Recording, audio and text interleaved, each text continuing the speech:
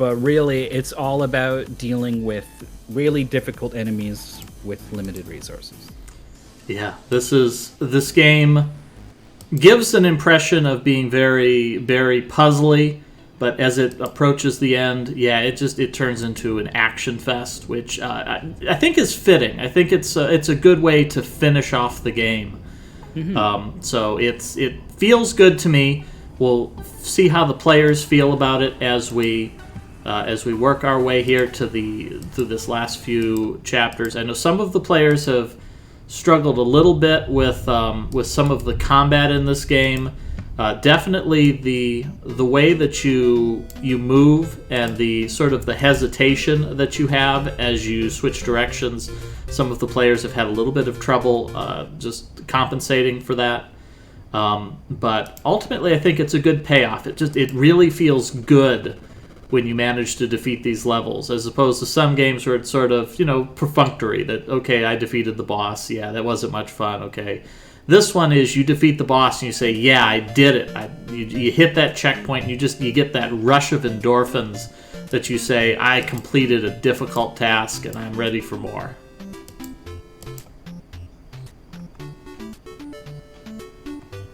I haven't. I know there's. Yeah. The players have had. We've had some players drop out, and the ones who stick with it have. There's some rough edges, I think, wore on them a little bit, and I haven't really got the sense of how much of that was the difficulty of the combat and how much of that was like figuring out the dungeons or whatever. I think a lot of it was combat related and movement related, like you said. So I wonder how they will react to finding out that that's basically all the end of this game is. Yeah, some of the things that we had some trouble with were players dealing with some of the earlier chapters. They did have a couple of cruel tricks to them. Thankfully, we don't have any more of those. There's no more falling into pits with no warning and all of that.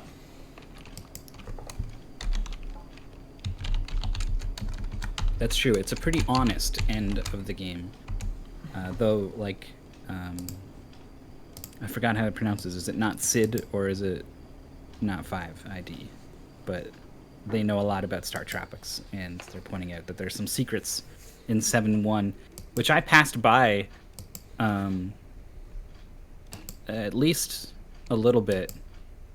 It is Sid. Okay, thank you. There was like a cracked wall, and I was like, obviously that cracked wall is hugely suspicious, but hitting walls and exploding them is not a thing in this game, isn't it? And then I tried it and I was like, oh, god damn it. Yeah, totally. Absolutely. Definitely break open the cracked wall. All right, so we're off. And so chapter 7, most of these chapters have started off with a pretty lengthy explore the island, get around, maybe you find a dungeon. This chapter's just straight line, let's go. Just get into a fight right away. And the music is like sort of reminiscent of some of the other themes of the game, but it's different. It's a little more brooding, I want to say. I think it's really setting the tone that like, hey, it's gonna get tough. Yeah, the game definitely changes the genre pretty thoroughly. It's not just the same old game. Yeah, we got the riders. 3 of our players have died to the riders within the first minute of play. All right, who do we have on stream? I've got Pika Pals, Draconic Don, Muware, and Withheld, and we're going to go ahead and we're going to listen to Muware's audio today. All right, these are the exact 4 I've guessed. But mind you, we're down to fewer players, so it was a little easier to choose. But yeah, and we also have Puffer King is in the race. He's not on the restream since we did just pick 4. Puffer King has stated as well that he is ill today, so he is not certain if his gameplay skills are going to be up to snuff, since he is fighting off. I think he said he is COVID positive.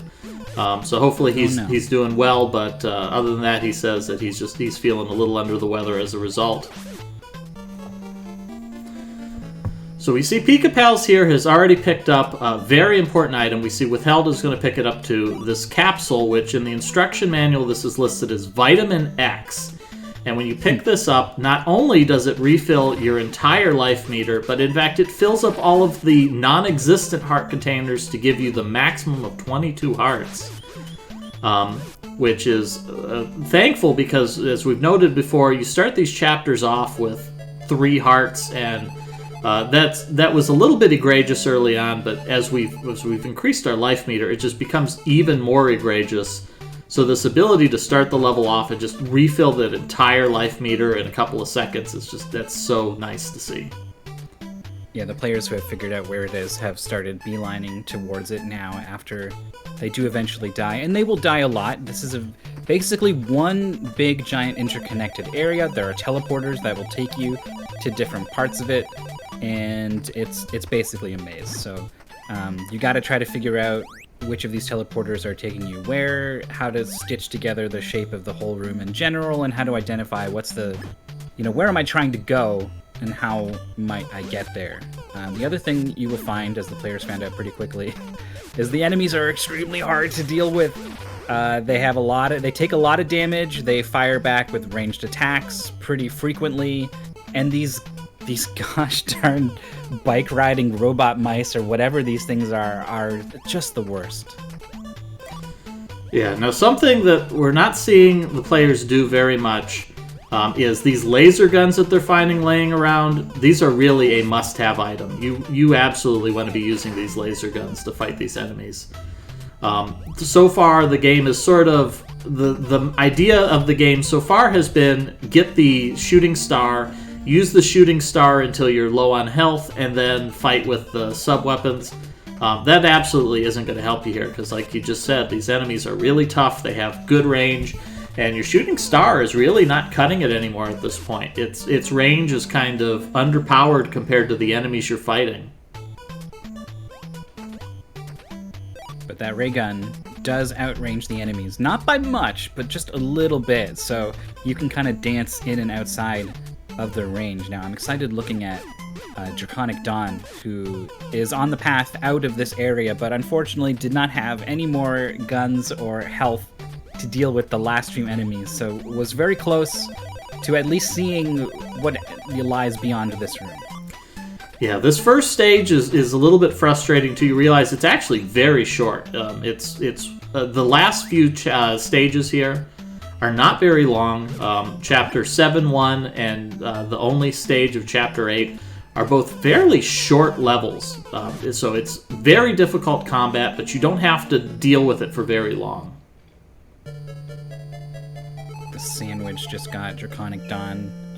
You can maybe react to these. It depends. I think there's like an animation sometimes where they kind of like come down and then go. And I feel like sometimes they just go. And I don't think you can react to that, but you can react to them sometimes, and you can also just kind of be throwing out attacks and just hoping that it's going to catch something that comes in your way. So there's a little bit you can do to help deal with these motorcycle robot mice, whatever they are. Although really the best way to deal with them is to simply avoid the screens where they're on. You really don't have to explore any screens with them. The only one is there's one vertical screen. It's the far right middle screen. You will have to pass through that on your way. But because you're moving vertically, you're automatically moving out of their line of sight anyways, so it's not very difficult to dodge them. And I think you pass by them right at the end when you're sweeping across the bottom of the... Oh, you are right. There is one more. Yeah, they do have to deal with them on the very final screen. You are correct. Now, this level does have a couple of secrets. Like you said before, you can break walls. And it's not really obvious, but on the screen here with the Vitamin X capsule, that 5 section of wall that has that weird texture, you can break the middle of that wall, and it will reveal a hidden room that has the only other cleats in the game. We saw one of those in Dungeon 6-2, and there's one of them here that you can use, which can kind of come in handy because that has the best range in the game. It will hit every enemy on the screen. And it can come in a lot of handy in that bottom right area where you have all these green aliens. Since you don't have to be anywhere even near line of sight with them. You can just get them on screen and just kill a bunch of them with a couple of shots of those cleats. Wow, yeah, that's a game changer. And I never in my life would have found that. It is kind of suspicious that there's a tile. Oh no!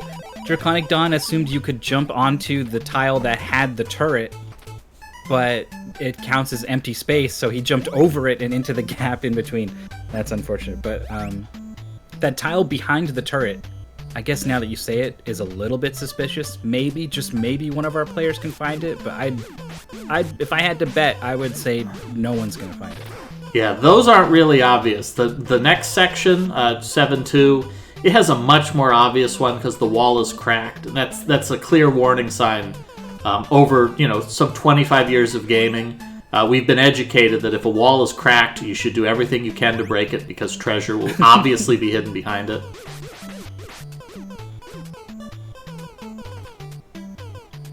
We got Pika Pals with a lot of health, pretty far in. Getting body blocked and taking contact damage from this enemy, though, that sucks. Lost the shooting star. It's gonna use the potion, can maybe muscle their way through this. Yeah, a lot of this, really, the best strategy is just to run right through them. Just in that screen, it's just ignore them. Just run past them and pray that they walk away. Of course, the motorcycles were too powerful on the next screen. I think with the regular yo-yo, you need 2 hits to kill them, so it's just an impossible task to deal with them. If they come at you, you just need to get lucky at that point. Yeah, this one section, it's really a mistake to fight anything. I think in some of these cases, players are killing the aliens to see if they reveal a secret. But really, you don't need to fight any of these aliens. You kill them merely to get them out of the way, and nothing else. So yeah, on that first screen with the Vitamin X, there is the hidden room that's got a cleats in it. There's another one when they take the teleporter to the top and they're walking to the right. There is another wall that has the same texture. If they broke that, they would find another Vitamin X capsule.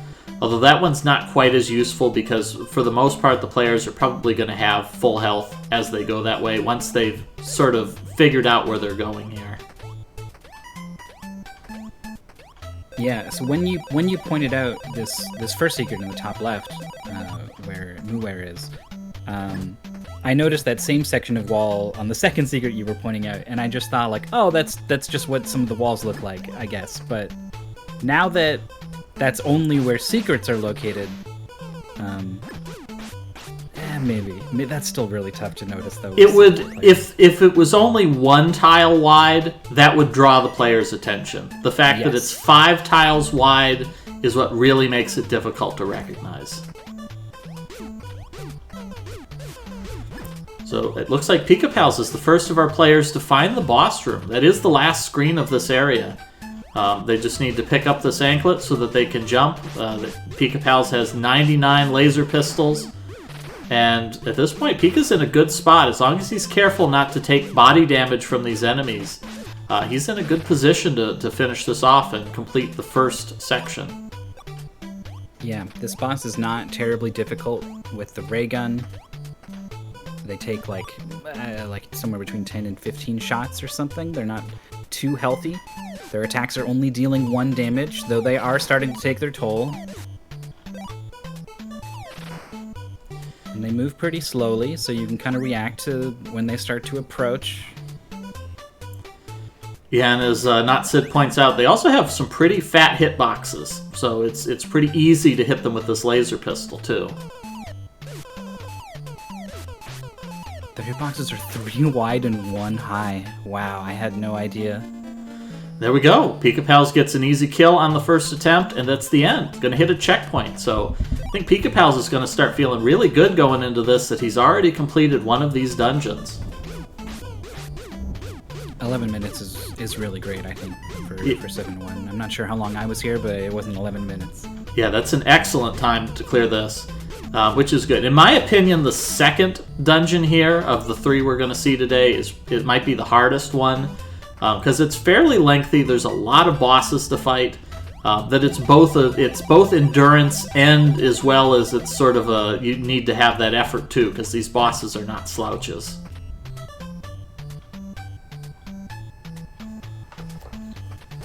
Draconic Don playing for the game over. I'm assuming, it would be pretty reasonable to expect there to be a checkpoint and then more dungeon, and so you would be concerned about your lives, but yeah, no point to take a game over when it's just a boss and then the end of the dungeon. So a little bit unfortunate. Draconic Don's going to lose a bunch of time every now and then to taking these intentional deaths. Withheld doing some pause strats here. Yeah, see, that time that he just kind of, I guess he came down off screen and then came out straight across. Maybe that's what happens if you're moving. But basically, effectively, he's just moving full speed as soon as he's on screen, and there's just no... I did not have enough time to turn around and react. Maybe other players will be able to pull that off. These biker enemies are probably the worst enemy in this entire... the final goal. Just that they're fast, they hit really hard, they just pop on from off screen. They're absolutely a disaster to deal with. So Draconic Don Pika-Pal's moving on to the second section here, Dungeon 7-2, and has picked up a new goodie. Our mission here is to find 3 magic cubes. The 3 cubes were in the ruins that Uncle Jones was exploring, and we don't know why, but the aliens desperately want these, and Mike has gone to collect them. And upon picking up the first of these cubes, you discover a magic power flows into your shooting star and transforms it into the supernova, the most powerful weapon in the game. You need, I believe, 10 hearts in order to use it, but it has unlimited range. It reaches all the way across the screen, and it deals even more damage than the shooting star. So suddenly these aliens are reasonable to fight with your basic weapon again. Pika-Pals was really close to accidentally breaking open the cracked wall. We'll see. Yep, there it is. We got a gamer on screen. That's going to pick up a potion, although these potions, once again, they still fill only 5 hearts, which now that's not even a quarter of your health meter. Right. So, you play The Legend of Zelda, and The Legend of Zelda kind of trains you that, yeah, a potion is going to refill your whole life meter. In this game, it's almost, in some parts, you think, maybe I don't even want it that bad. Well, I was starved for health. Every scrap I could take, I would want. But you're right. It's a little bit underwhelming. So at this point, I think our other 3 racers, they all probably have a good feel for the layout of this level. I know Withheld and Draconic Don, they both know now that the exit is in the bottom left, and that they've basically got to loop the whole way around the level in order to get there. So at this point, it's execution. They just have to figure out how they fight their way through and get there. Although Withheld's taken a really odd path here, going past these pink bikes. Yeah, there's a couple ray guns around. And so you gotta make a choice whether you want to go with just 50 shots or a full 99. I think there's 3 ray guns you can grab, so if you want 99, you gotta decide which 2. And then there's also how many of these teleporters have you managed to successfully map out, which ones connect to which. That would also change how you would route your way through the stage. So yeah, if you don't have perfect knowledge, you might end up doing something a little bit suboptimal like this. Oh, the bikes are ravaging Draconic Don. Has the iframes to barely... Oh my god, gets tracked down in the back right at the very end with half a heart versus this boss. It's possible, but it's not going to be easy. Well, the good news, at least, is that this is the reassurance that, yes, this was the way I was supposed to go. I found an enemy that I haven't seen before. That's a good sign. Getting rid of the turret, it would be a really good idea, but not going to get the opportunity. Just the initial volley of bullets proving a little bit too hard to deal with. Now, Withheld's doing the smart thing here and taking this laser pistol to this last segment. The laser pistol will kill the bikers in one shot. The other big advantage is that the laser pistol doesn't have any delay. There's no animation of you whipping out that pistol and brandishing it. You fire a laser and you just keep moving. So the other advantage of the laser pistol is it's very fast to shoot. You can get a very high rate of fire, and there's no hesitation. You don't stop moving when you shoot it. Deaths from Withheld and Mooware on that sort of bottom home stretch before the boss. Any of these players I could see them getting through this on their next attempt now. Yeah, at this point, any of these attempts could be successful. They need just a little bit of luck with those bikers, I think, and that'll settle them.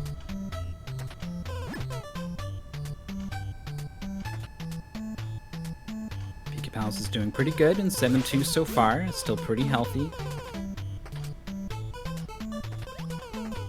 Is making the mistake of trying to jump over these spawned enemies rather than shooting them.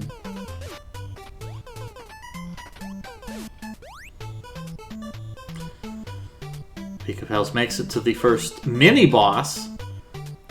We've sort of got 3 different levels of bosses we're going to see here. So we've got this sort of mini-boss here of these 4 turrets. Then we're going to get a proper mini-boss. Then we're going to have another mini-boss. And then we're going to have a final boss. This level showcases all the different kinds of bosses that you can find in a video game. Pika Pals spots another cracked wall as both Draconic Don and Mooware get got almost in sync with each other on that really big open area in the bottom left with all those enemies. That's where these magic cleats that are available to the players would be fantastic. To not have to try to dance around in that empty space, avoiding all those shots. If you could just delete all those enemies with a couple uses of the cleats, it would be a game changer.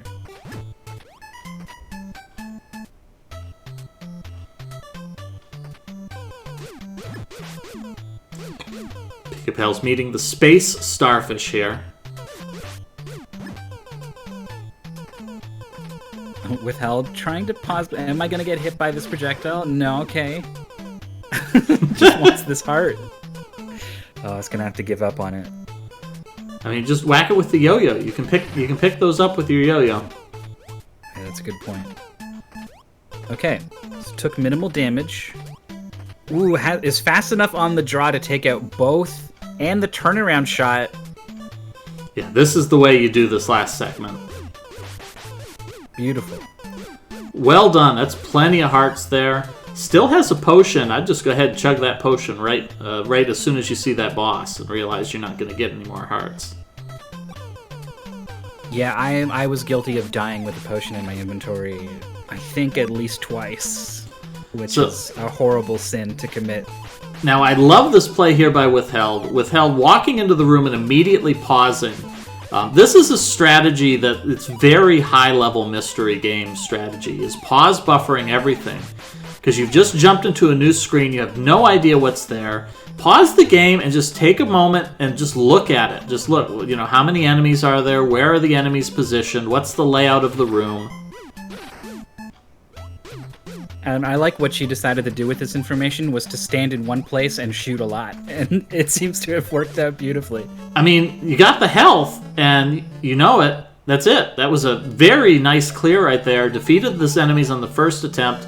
Is going to be relieved to see that the stairs are right here. We're out of here, and this is a checkpoint. Even beating this dungeon in 20 minutes, I think, is pretty darn good, just to put Pika Pal's 11-minute clear in perspective. Yeah, this is an excellent performance by both of these players. Pika Pal's now fighting the Midpoint Boss. The Midpoint Boss is sort of like the jetpack jumpers that we saw in the previous section, except for this guy now is just one of them, and he just sort of wanders back and forth and charges at you. This boss, actually, you can fight him pretty efficiently. He'll only charge you if you cross a tile at the same time that he's on the tile. So it is possible as he's approaching you to sort of jump through the tile he's on. And as a result, he'll never move towards you, he'll never shoot, and he's another big boy who's got a big 3-tile hitbox. So if you're smart and you manage to avoid triggering him charging you, you can easily fight that battle without taking a single hit. It's even easier if you grab this secret super ray gun or whatever this is from this top section. It fires a really wide shot, so combined with the big hitbox on the boss, yeah, I found it pretty easy to get in hits from sort of one tile offset, and you're safe from a lot of things that way. It's really easy to retreat from there, and I found this boss to not be too big of a problem, which is good because it's not the end. Yeah, it feels like that should be the end of the dungeon, but it's not. We've still got more bosses to fight. Not only does the spread gun have excellent range, because it's got that 3-tile wide shot, it also, I believe, it deals the most damage of any weapon in the game. It deals more damage than even the Supernova.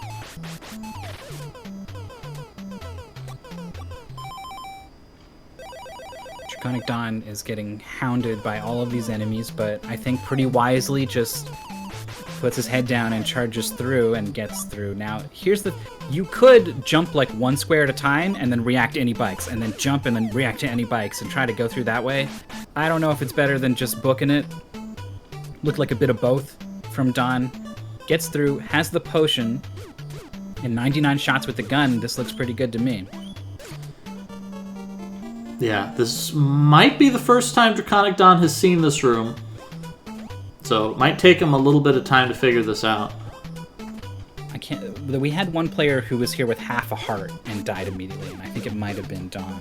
Was it? Might have. Yeah, it might have been Don. So didn't really learn all that much, unfortunately, and already drank the potion, so these 3 hearts are the last hearts for the rest of the fight. Down to 1!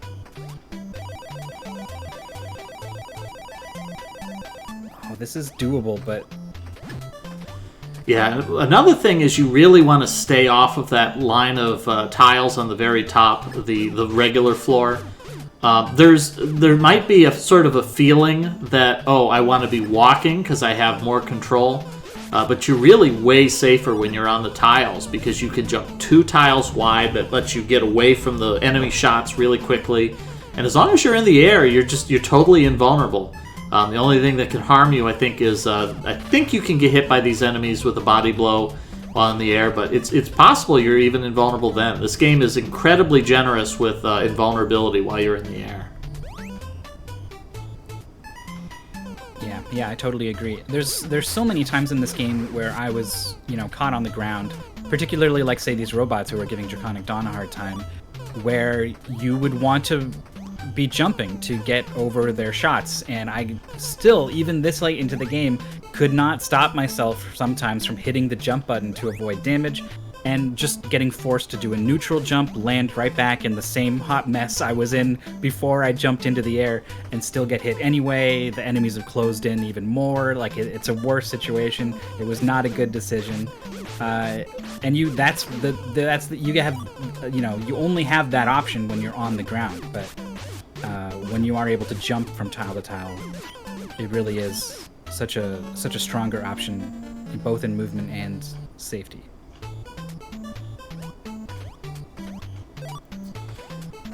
Yeah, Muwer got to a situation where he was trying to fight enemies with the yo-yo. Just basically, there's no point in using your yo-yo in this area. If you're down to your yo-yo as your only weapon, you're done in this zone. And of course, by yo-yo, you mean Island Star. What was it?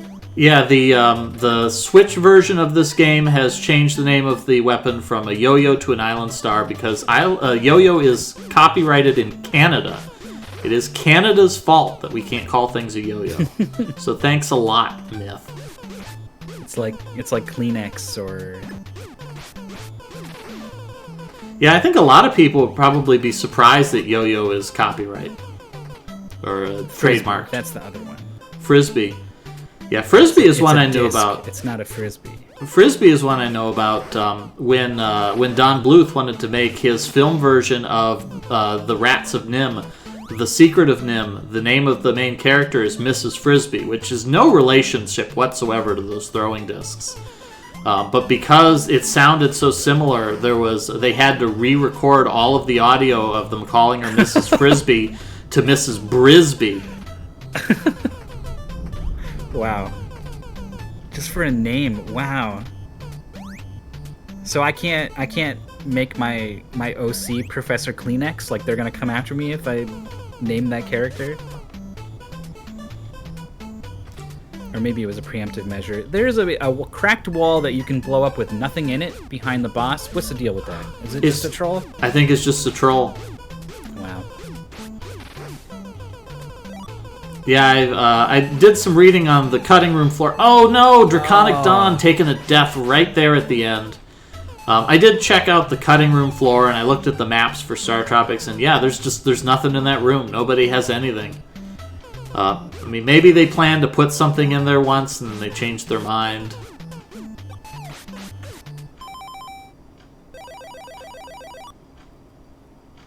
Maybe you break it open while you're fighting the boss, and then you're like, oh, you can break open these things if you missed them earlier. Maybe. Falco says there is a room value in the game that is never used, has a big gun and a hit point potion that would work for that room behind the mini-boss, so we think it might be an error. Yeah, that would make sense. It seems like a weird oversight, because usually in this game, they at least have the decency to put an instant death pit into a room, if nothing else. Alright, here we go. We got Muware in the boss fight now. Because we were using Muware's audio, the changing of audio has clued me into this fact that I think this is the first time Muware has found this boss. Only has 4.5 hearts, but a lot of ammo, and seems to know how to fight this boss safely, though the bosses have split into opposite corners, kind of limiting the space Muware has. Meanwhile, we see Pika Pals is on the final boss of the second part of this chapter, the Ostrich Bot. It's got kind of a birdo face going on that I never really appreciated. He's gonna have the health to absolutely take this down, backing the robot off the edge of the cliff. There it is. Goes. Wow, under a half hour to beat these first 2 dungeons. Pika Pal's on a tear. Oh, Muware gets taken out by the turret. Yeah, Muware might not be aware that you can destroy the turrets, because there were a couple of times there where I would have demolished that turret to just get it out of the way. So that's really unfortunate if he's not aware that the turrets can be destroyed. Yeah, I think it was not Sid who pointed out that's a trap that some new players fall into, and I think on stream Muware's the only one who might be in it right now.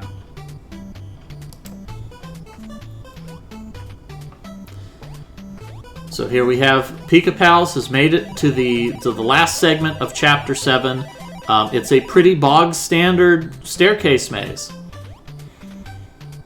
This is kind of interesting. Like, I feel like there are some cues that you can use as just like a video gamer. Like, you can metagame it. Like, what's more likely to be the path to take, because it's the trickier path, right? Like, I think I got through. I maybe hit one dead end on my way through this maze, but I was able to kind of make some educated guesses to get through here. It's incredibly minor. I just like musing about this because I think it's interesting.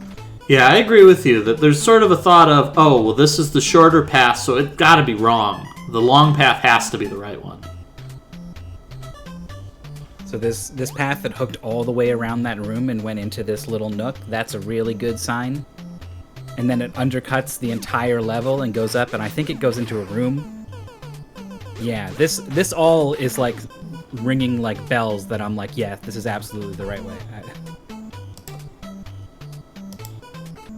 Sure enough, it is. There we go. Pika Pals has collected 2 of the 3 magic cubes. And at this point, your life level is fully increased. You get that maximum of 22 hearts, and then the game is generous enough to refill every one of these hearts for you, half a heart at a time. Oh man, so Draconic Don came into the boss fight with, I think, like almost a full row of hearts, a full 11 on the top row. And it just evaporated. Took a bunch of hits, and then contact damage with the boss, and then more hits. It just fell apart immediately.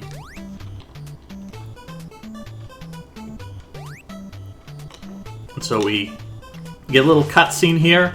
The alien spacecraft is taking off, because it would be boring if you had your final battle on an alien spacecraft that was just landing on the ground. Nobody has any fun when that happens. It's got to be orbiting the Earth. That's when it makes it fun. It's got to be in space. If your final boss is not in space, it's worse than if it was in space. This is a fact. It's true of all video games. And it just so happens it's a lot easier to justify Space God as the final boss in this game when you've already set up this whole alien spaceship thing. And so here we see Zoda, the prime invader, and we see Pika Pals is already back down to 3 hearts, because of course every time you start a new chapter it sets you to 3 hearts, because why wouldn't it? This is truly special, because then it throws you into a boss fight, which I assumed was the final boss because I had heard about Zoda and the hands. There are 2 attacks. This face can come out and you can shoot it, and then these eyeballs. And then the other attack is a hand that comes out and tries to swipe at you. And you don't want to see the hand because you can't shoot it to damage the boss. So it's pure luck whether or not you get the head or the hand. And I had heard about it from speedrunners, because you get all the way to the end of the game and then you get bad luck from the hands. Sometimes you get got by the hands. Yeah, it's I believe it's pure RNG. He could do as many hands in a row as he wants. It's usually pretty generous. The likelihood of getting the face as opposed to the hands is really high. Oh, Draconic Don is just not quite fast enough to get past the robot and does take a body blow. Yeah, and I think a lot of what's going wrong for Dawn is exactly what you pointed out, of going to that top row and walking around on it rather than jumping around on the blocks below.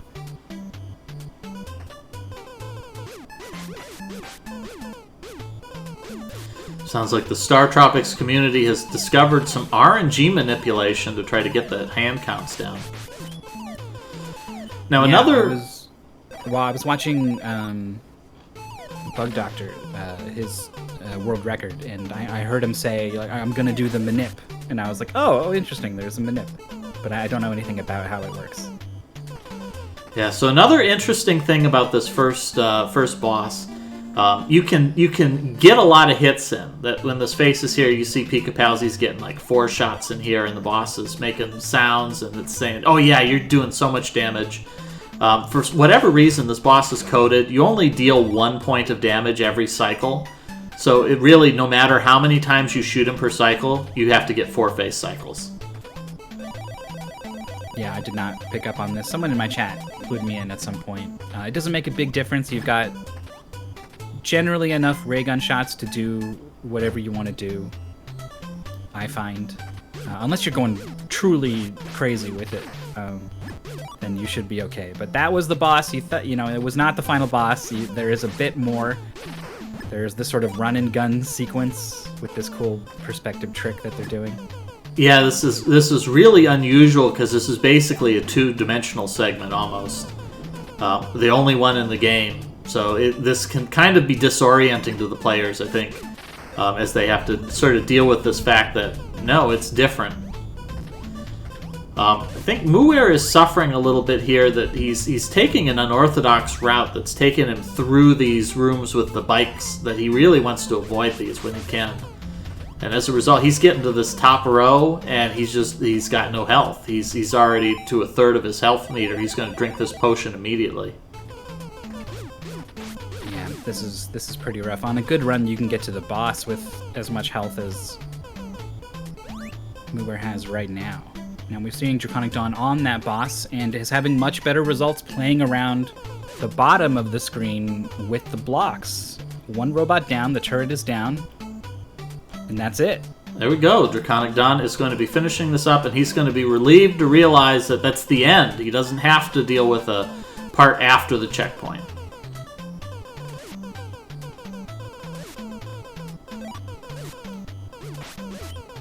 So Pika-Pals is on the final sequence. Has seen this boss, and is refighting this boss. So there's this sort of realization that, like, oh, I'm gonna have to do this at 3 hearts every time now, aren't I? Okay. And is past that and is now actually fighting the boss. There are some bad things to learn about the section coming up. The enemies that pop out of the vents, those vents stay open, and they're actually, earlier on in the level, you can sort of fall into them. Here, if you fall into them, you don't die, but you are sent into a room with a whole bunch of enemies and a very merciful health refill and another ray gun. But when you emerge from it, you end up back just in the next screen after this boss fight here. So you can fall into holes pretty late through this section and end up back at the start, which is, it's weird. You'd get the health refills, so it's not like you're doomed, but doesn't feel good. Well, also, somebody tipped us off that there's a secret potion in this area. So I found that secret potion. It's in that room. You have to fight your way through those enemies, and there is a secret room directly above that that contains one of the spread guns, and it contains the 3 potions. Oh, wow. And having a spread gun would actually be really nice for the final boss, being able to just blow out a ton of damage in a short period of time. That would be a colossal game changer. That if any of the players figure that out, that will make the final boss significantly easier. Definitely, every time I fell in that room, it's packed with enemies, right? It's extremely dangerous to stay there, and it would be difficult to fight them all. So my instincts was always to just get the heck out of the room. I was not even trying to scan it for secrets at that point. Withheld has the game paused and is trying to study this pattern of these things moving on the floor. I had goofed and didn't think about being able to jump from tile to tile. I was thinking you had to just do a really precise input to walk between them as it changes, which I think is possible. I think the speedrun does some buffer strats to get a couple of those movements. But yeah, you can just jump up and down to sort of get in between, almost like Frogger, I guess.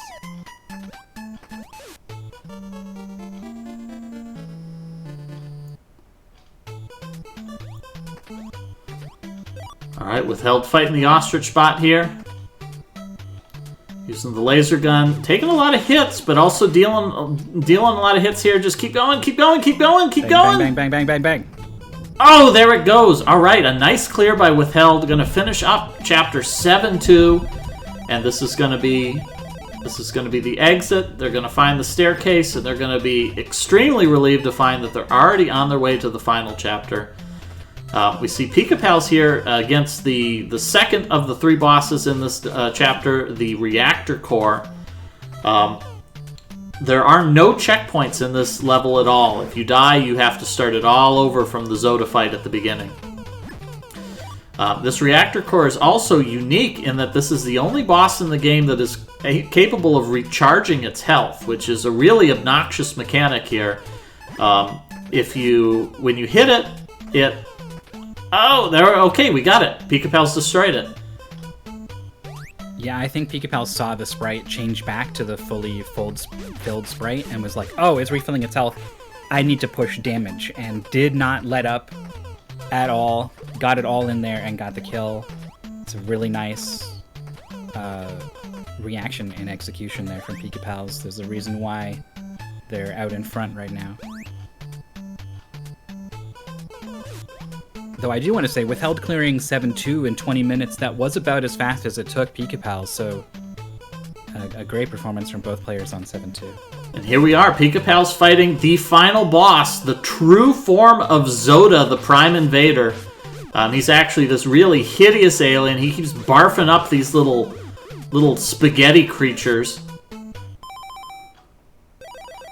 He's jumping all over, he's shooting, and he is an instant death. If he bodies you, you are dead, period, even if you have maximum health. he's actually a really scary fight. I mean, I've beaten this game several times. I still get really nervous every time I get into that final battle.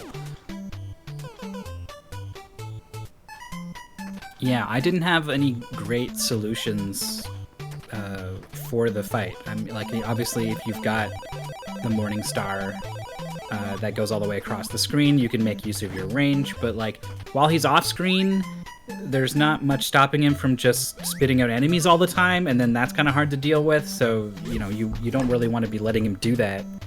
But if you're anywhere closer than all the way across the screen, it's really easy to suddenly be way too close. So it's a really tough fight. It goes on a long while. The boss has a lot of health. Yeah, so Not Sid pointing out, this game has a really unusual timing for the speedrun. The speedrun ends when Zoda goes into his I'm dead routine. He stops moving, he starts getting really barfy. And the reason they do that is because there is a very strange credits glitch in this game that sometimes if you kill Zoda very quickly, the game just sort of freaks out and it just says, just start running the credits. And it skips the whole finale. You don't get to collect the last cube. And I believe I've read that it has something to do with killing him before he can spawn enemies. So at any rate, because that happens so often, they go ahead and they end time as soon as you defeat the boss effectively. The players have been warned of this. We did provide a pace spin for the players. If you type in I think it's ! pace spin, you can see that. And the players have been alerted that there is this boss glitch. And the players have been informed that, yeah, if this happens, if you start getting weird credits all of a sudden, you can go ahead and dot. I'm not going to make them fight the boss again because of something like that. Because at that point, you've defeated the game. You've defeated the final boss. You've achieved victory. At that point, you're just doing the same thing you did before. So Pika Pals finally fell into the open vent, discovered the room filled with enemies, picked up the health refill, and didn't even grab the ray gun, actually, just went straight out the door, so did not even entertain the possibility of fighting anything or looking for secrets there. Yeah, it might be because he realizes that 48 shots is plenty, and he knows he gets a free 99 ray gun refill at the last room. It's also possible that he looked at all those enemies, he said, I'm going to grab the health and I'm just going to get out of here immediately. I don't want to be in this room any longer than I absolutely have to. Draconic Don got all the way to the robot ostrich at the end of 7-2, but only had half a heart. You don't need a lot of hearts to get that boss done. But you need more than half a heart. You need more than half a heart, yeah.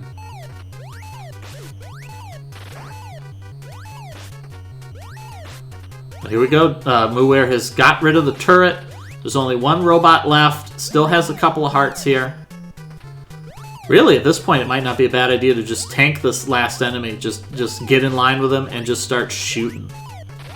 There it is. There's the clear. All right. Everyone is now past 7-1, except for maybe Pufferfish King. Why don't I load up another window and just check in with the game out of town and give you the update on old Pufferfish King. Yeah, the Stratovarian is saying the last form of Zoda possible to still hurt you.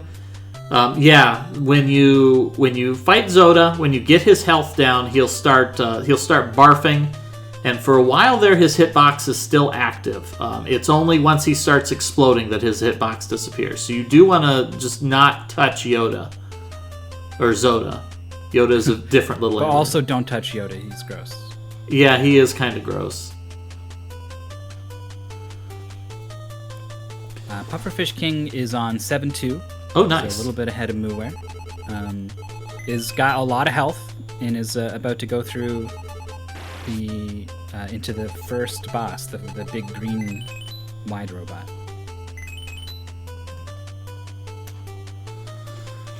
So at this point, Pika Pals has seen everything the game has to offer. At this point, it's just destroy the reactor core and get the kill on Zoda. Now, I believe I'm not well versed on the speedrun for this, but I think part of the strategy for Zoda too is if you manage to get close to him, that you can kind of walk circles around him, because he has a weird routine where he kind of likes to wander back and forth to line up with you. And if you can get him into a position where you can whack him with your yo-yo, with the supernova active, those melee hits with the supernova, you can just deal a ton of damage in a very short period of time. Also, I'm not sure, but I think I saw in the record run, when Zoda jumps, he's in the air the same way that, like, when you jump, you're in the air, and you can, like, run under him. Like, I think he can jump over you. I don't recommend anyone try it, but I'm pretty sure that's what I saw. Now we're here, Pika Pals is in this last room. You kind of move vertically and these little Zoda spaghettis pop out. We talked a little bit in the previous run. Somebody pointed out there is a point system.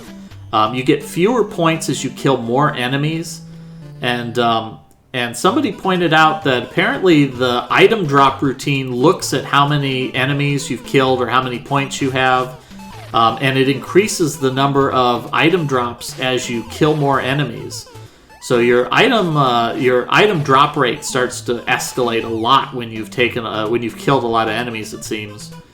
And I know that I definitely did it, and I know Myth definitely did it, that you get into that final room with these spaghetti critters just popping out of the door. And that's a really good spot to farm a bunch of them to just get your health up to maximum for this final battle. Yeah, and I foolishly fought them on the bottom screen where they come from all different directions, and it's just not nearly as good as them coming straight out the door at the top where you can just throw attacks into that one tile-wide space. This fight is going really well for Pika Pals. Just gotta not get bodied by Zoda, but he's dealt a lot of damage so far. Oh, this is it! Zoda's starting to barf. That's the clue that he is dead. He's exploding. And that's it. The door is open. Pika Pals is done. Pika Pals blazing through this goal in no time at all. Finishing, gonna have a finish time of about 50 minutes for this final goal. Incredibly well done by Pika Pals. I had an estimate of 2 to 3 hours for this, but Pika Pals beating that by a very healthy margin. No surprise, Pika Pals is an extremely good speedrunner, an extremely good blind racer.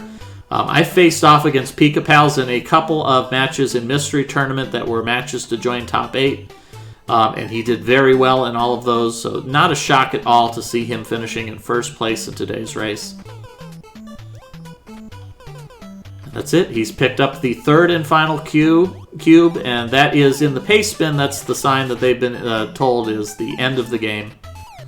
Although Pika Pals might not realize that is the final cube. There it is. Okay, there it is. The dot done final time is 49:35.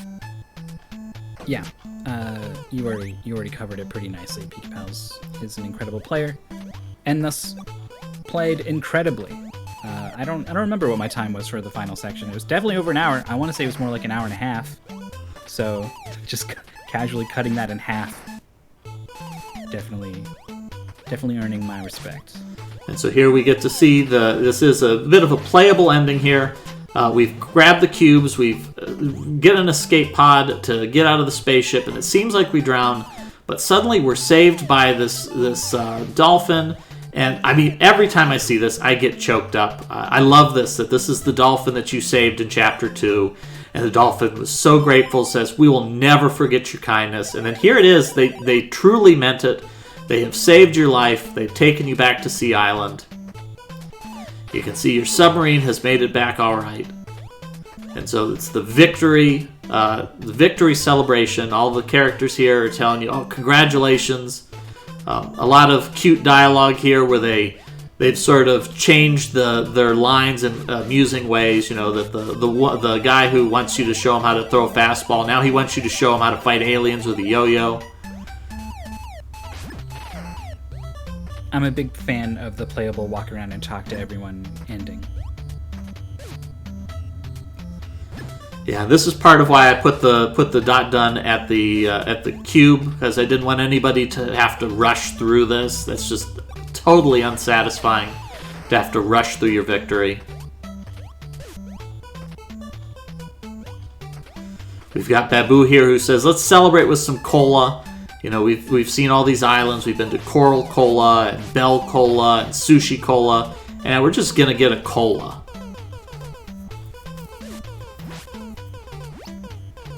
So the report on the game out of town, Pufferfish King killed Asteroid with the last bullet. So he's done with 7-2, has pulled ahead of Muware and Draconic Don. Yeah, that's good to hear that that he's doing so well, because Puffer's a very recent join to the mystery community. I think he's probably the newest of the players who's in this restream right now. He's done really well. He joined us for the I think he joined us before the Jolly Mania tournament, but the Jolly tournament is where I think he really went overboard. That he had just a colossal amount of fun with that. Probably played more Jolly Mania than any human being on Earth at this point. I'm close. I continued to play more after the tournament for a little bit. I don't know if I caught up, but we're both over 300. Anyway, yeah, just really dove into it and did really well in that tournament, and it is definitely one of the players to keep an eye on in future tournaments. And so here we go. Pika Palace has discovered the purpose of the cubes. They've actually been some sort of a cryo system that's got these 7 children. Mike has saved this alien race from total extinction. Just such a feel-good ending that you have saved this alien race, and everybody's going to be adopted and is going to live out on these sweet islands that hopefully don't have any more killer slugs or giant flame monsters or ghosts to deal with.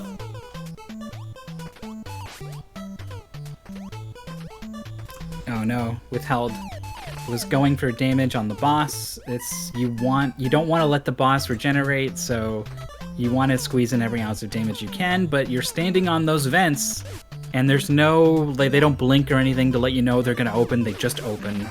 And so it's really easy to fall in, and now Withheld is back to the start. So is still pretty healthy. Still has enough shots with the ray gun, but it's at least a little bit demoralizing.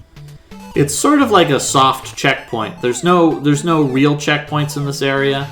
But as long as you're dying because you're falling in that hole as opposed to getting killed by enemies, every time you fall in that hole you get a free Vitamin X and a refill on your laser. So you can basically just do that as long as you want.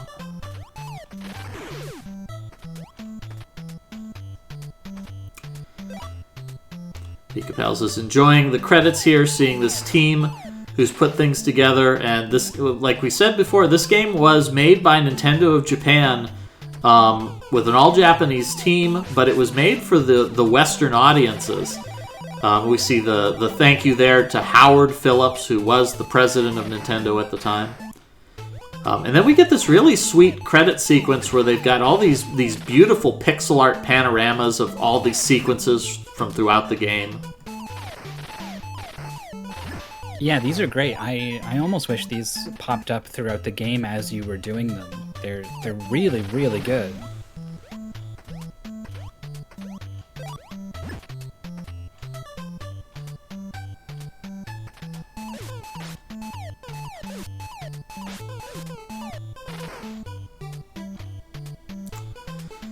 But we're trying to fight these aliens with the shooting star. Really wants to use the orange spread gun here instead, but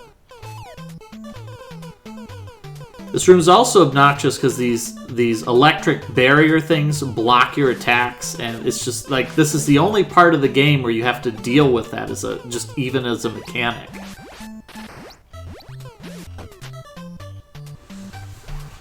We're down to 2 hearts. Can get back up to 6. Which is enough for the shooting star. Not that you would really want to use it against this boss, I think, with 27 shots of that spread gun. Yeah, we saw be your go-to. We saw Draconic Don just use that orange spread gun to just to beat the crap out of this midpoint robot, and we see Muware doing it too. Because yeah, you can stand just off center from the boss, and you can just deal a lot of hits. And I think, as somebody pointed out, it has no delay to it. So if you get in close, you can just wail on the boss and get a dozen hits for every hit that he deals to you. We've talked a little bit back and forth, a little bit about the sequel. There is a sequel to this game, Startropics 2, also released on the NES. Mechanically, it has a lot of similarities, but there's also a lot of big differences. One of the big differences is that you basically have no iframes in that game. You get into an enemy hitbox, and it's just going to drain your health almost instantly.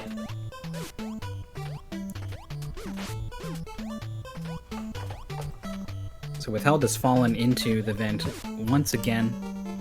And I can say Pufferfish King is actually on the reactor boss and misjudged the distance to some of the platforms at like the top of the room, or I guess maybe the back of the room given the perspective. And ended up just kind of jumping straight into a pit. But yeah, is on this same final gauntlet with Withheld.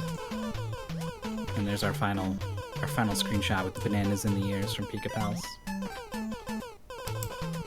Alright, let's go ahead and we'll pull up Pufferfish King.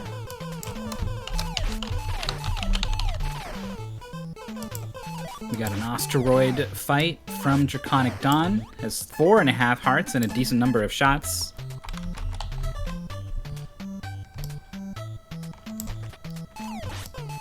Is running out of shots. Needs more shots. No! The last shot was also good enough from Draconic Don. Oh my gosh. These players are cutting this absolutely close to make this the most exciting match that we can have. So at this point now, we've got all of our players are on the final stretch except for Muwer. Muwer is still here on 7-2.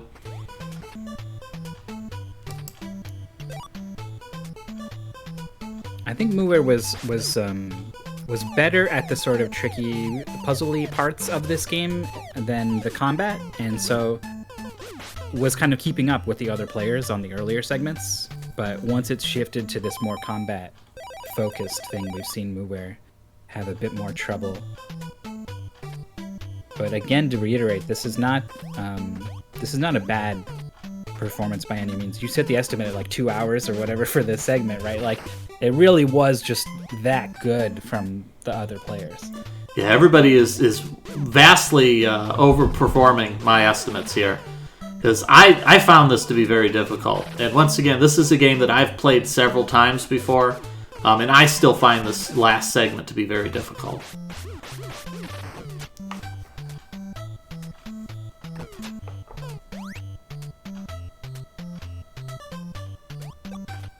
Big reactor damage from up close from Withheld. Yeah, that's a kill. Alright, this might be the first time Withheld has destroyed the reactor. I think that's right. It's pretty nervously just kind of shooting into the room. Okay, this is another way to farm health. Actually, you'd be forcing them to approach you from exactly one angle if you just stayed at the front. Yeah, maybe if you were like incredibly low on health and you were scared, but it's kind of slow letting them cross the whole room. All right, half health is not a position you want to be in to fight the final boss, but here we go.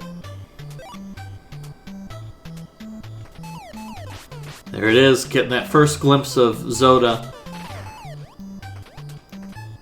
Now, I think some of our players saw it when you defeat Zoda's face here in the first room. If you hang out in the room a little bit after he's been defeated, you will see him sort of appear in his invader form, and then he transforms into this monstrous form and walks away. But I think most of our players, they're going to be in an opinion of, nope, I know where I'm going, I'm just going to stand in this door and I'm going to walk through it the very first moment that it's open. So some of our players might not have seen that at all.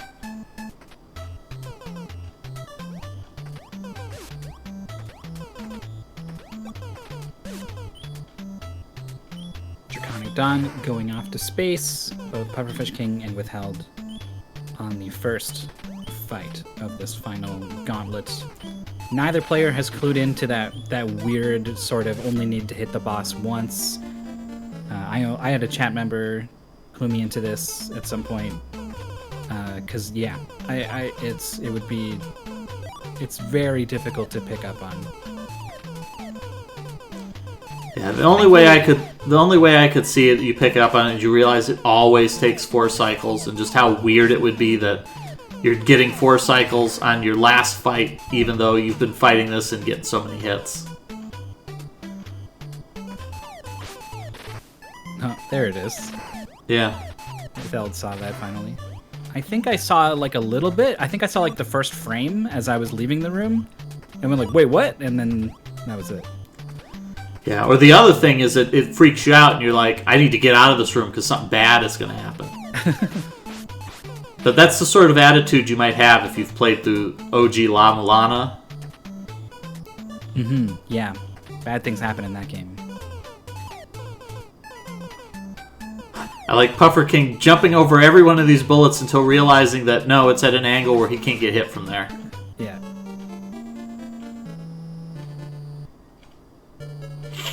Where with a death in the middle of a pit. Yeah. Just kind of an errant jump, I think. Yeah, a lot of parts of this are difficult, but I would kind of say 7-2 is probably the hardest part of the game. Just because it's so long and there's so many enemies to fight. The final dungeon is really difficult combat, but it's not that long. You do it once and you can kind of get lucky on one attempt, and that's good enough.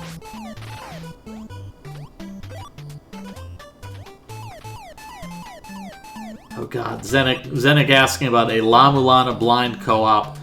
I've thought about it.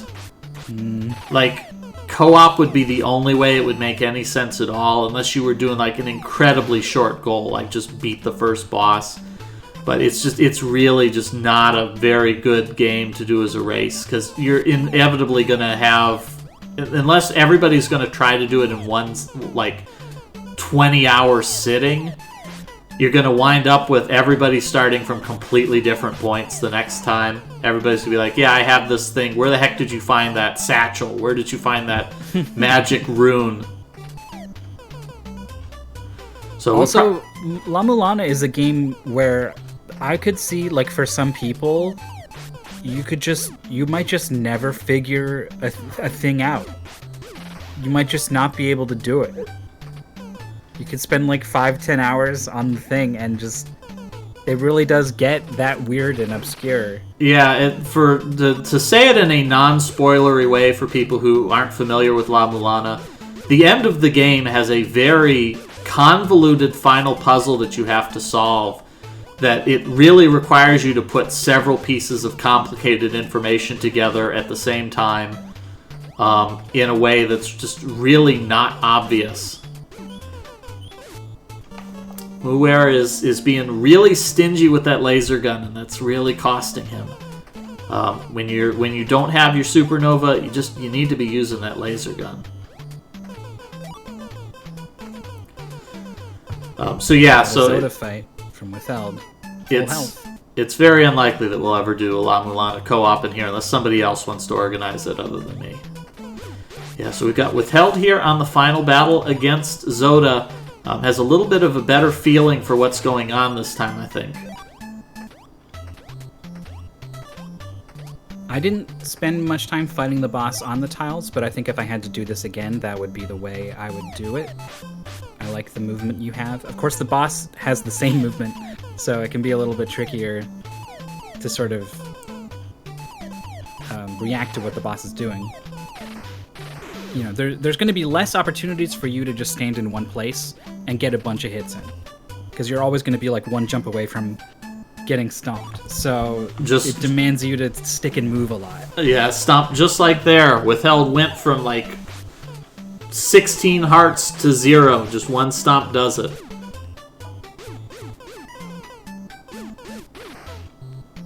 But as long as you're looking for that jump onto your tile, it's otherwise pretty safe. So yeah, I think that the folks in chat had said that as long as you're within 2 tiles of Zoda, he isn't going to barf up any of the enemies, which means that the only thing he's going to do is shoot in a straight line or jump.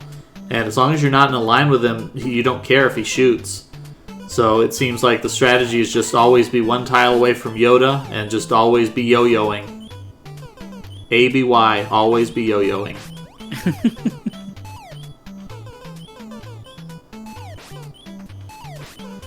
See here, I like this way better from Muir. Just go ahead and using these laser pistols to hit these enemies at a distance. It's not unlimited range, but the laser pistol has really good range to the point where it's the next best thing to being unlimited.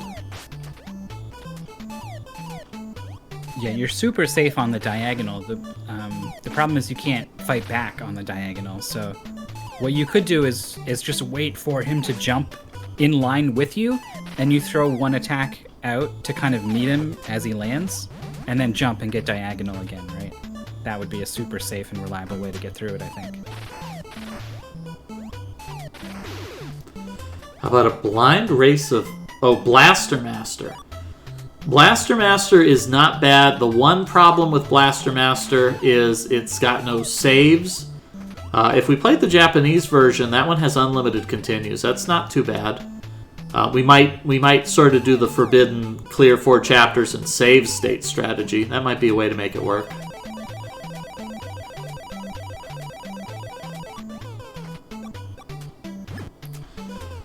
But actually, I think I've already decided on what the next game is going to be, and we'll talk about that a little more when we get closer to the end of this broadcast. So stick around. We've got another exciting segmented race that will be coming up in the weeks following this one. But for now, we've got Draconic Don is on the final boss.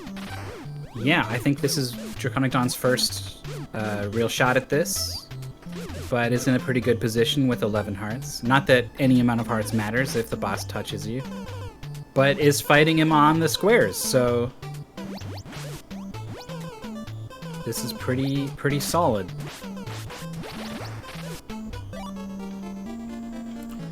Yeah, from a casual standpoint, a nice place to be in is Zoda on the regular floor while you're on the tiles.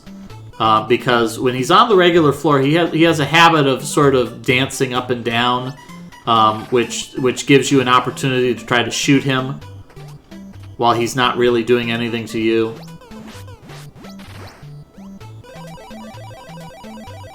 The shots from Zoda are proving to be pretty annoying. Zoda will just kind of throw shots out, even though you're not there yet, and then you jump into it.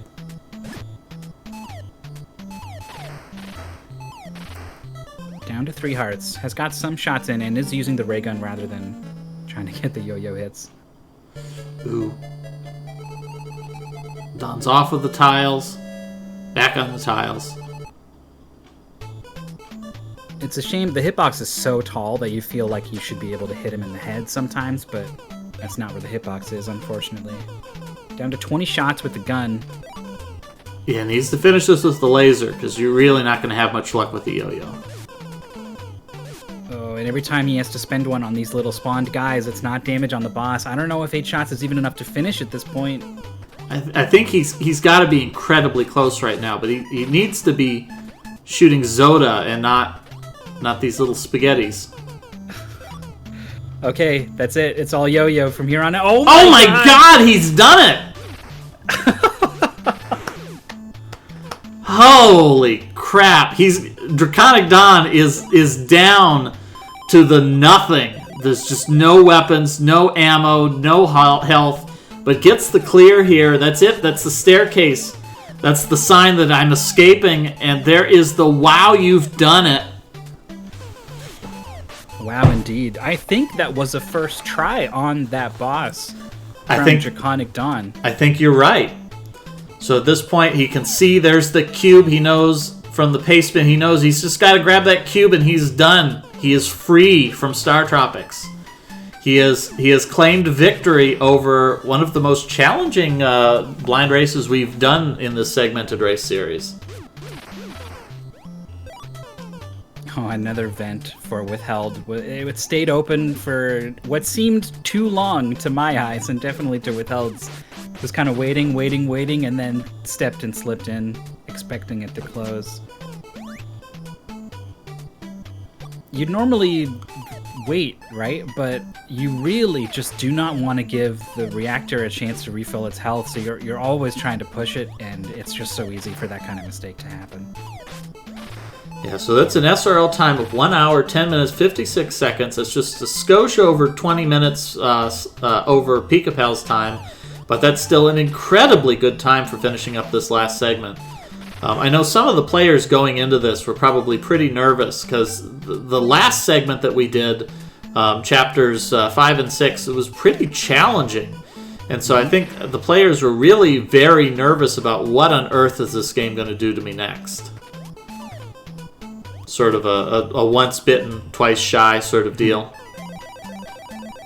Yeah, if I found chapter, like the difference between chapter 5 and 6 in terms of combat difficulty, I think is much bigger and more of a rude sort of awakening than going from 6 to 7.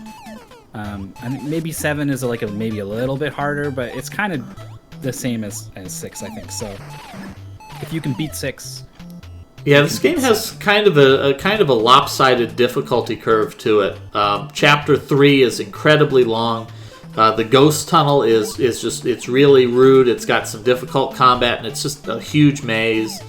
Then you got chapter 4 is just this really dinky little maze that that's sort of just perfunctory to that puzzle with the dipping your letter in water. Chapter 5 isn't too tough, and then chapter 6 is just like, here, what if we had a boss in every other room?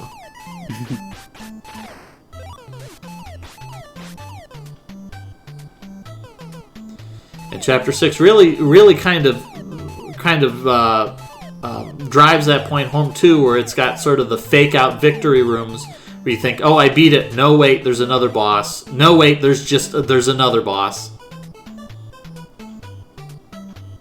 Yeah, I think the fact that you start this last chapter with what could very easily be the final boss of the game with 3 health, and then there's more after, you're not even surprised by this point. Although that's not as weird a mechanic as you might think. Like Sonic the Hedgehog, both Sonic 1 and Sonic 2 did the sort of same thing where you didn't even get a single hit point. So it's not unheard of in video game design.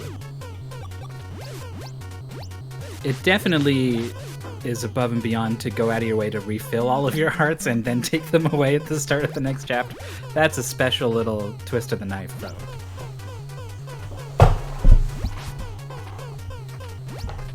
Pufferfish King trying to keep the health up by not moving into this bottom guy's shots here. Alright, does get the kill and knows that you can just pass by this turret guy. Withheld, already done with the reactor, is climbing the stairs of victory and farming hearts along the way, but got too close to the top of the screen. Couldn't deal with the spawning enemies and got hit once. If you get hit once, you gotta collect so many more hearts to make up for it. It feels really bad. Yeah, you gotta be cautious with the spaghetti, or you get it all over your shirt. Yes, exactly. I was at a zero-sum situation trying to farm these guys at the bottom of the screen. They were just tricky enough moving around that I would get hit as often as I would kill and get 3 hearts or whatever much damage they do. So it was a really long, awkward farm. But that was a much smarter, sort of straight-up approach from Withheld, farming them at the top of the screen. Comes in with a lot of life, takes a lot of early damage, but I think it's still in an okay spot. Yeah, Puffer King learning that those yellow stars that are in this reactor room, they hurt incredibly bad. You absolutely do not want to get hit by them a single time. Yeah, that reactor room is designed pretty well. You've got the only 3 squares that you can hit the reactor from. 2 of them are the vents, which are a problem for obvious reasons. You don't want to fall in, you don't want to have an enemy spawn on top of you. And then the bottom is the stars coming in from the sides, and they're hard to deal with. They move really fast, they do a lot of damage. So all 3 squares are dangerous. There's this constant on-off, need damage, losing out on damage, bosses healing, push-pull going on the whole way. It's very tense.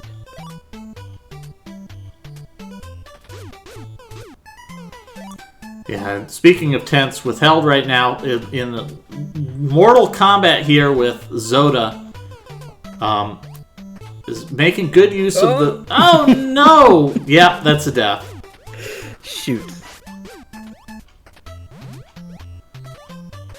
That was pretty good. I would wager Zoda was like half dead, and so was Withheld, so it was kind of on pace. Still had the supernova. Falco saying there's a programming error. You can't jump over the yellow stars. Oh, interesting. I never tried, because they just seemed so threatening. Well, plus I would rather just wait and play on the vent. Plus, I think that if you're using the supernova, you want to be as close to the reactor as possible anyways, because you just want those hits to go faster. Yeah. All right, it's Muware versus the Ostrich Bot here, but it's not working. That boss is really tough with such low health because it starts so close to you. It's not easy to react to those shots. Super common to get hit by one of the first few shots that come out. And if you don't have the health to take that hit, we saw it before from, I think it was Draconic Don. Yeah, just tough to deal with. All right, Puffer making another go of the reactor here. Puffer is jumping off of the vents really quickly. And I kind of disagree with that. You get a lot of warning that the vents are going to open because the bottom vents open before the top ones, so it's you know that you're definitely going to have to deal with them. Oh, I never noticed that. I never noticed they open in sequence. That's an important realization. Puffer really wants to stay on this bottom row. Yeah, I think at this point he needs to go down the vent. The vents are scary, man. They're gonna open up. You're gonna fall. You're gonna have to do it all again. I understand the hesitation and not want to stand on those things.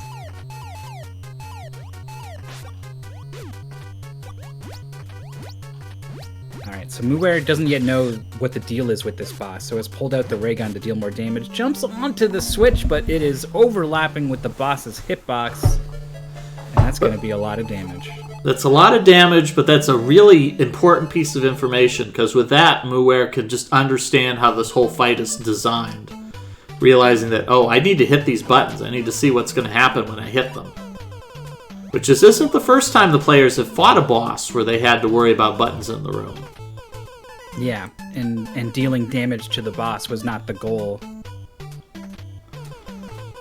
So in a way, this is a clever bookend for the first goal that they did where they had to hit all those switches. This looks like it's going to be a reactor kill for Withheld. Yep. There it is.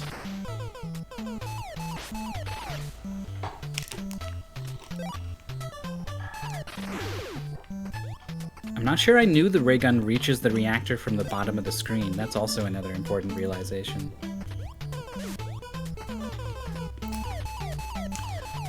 Yeah, I don't know if Puffer's defeated the reactor a single time. They've been here so long.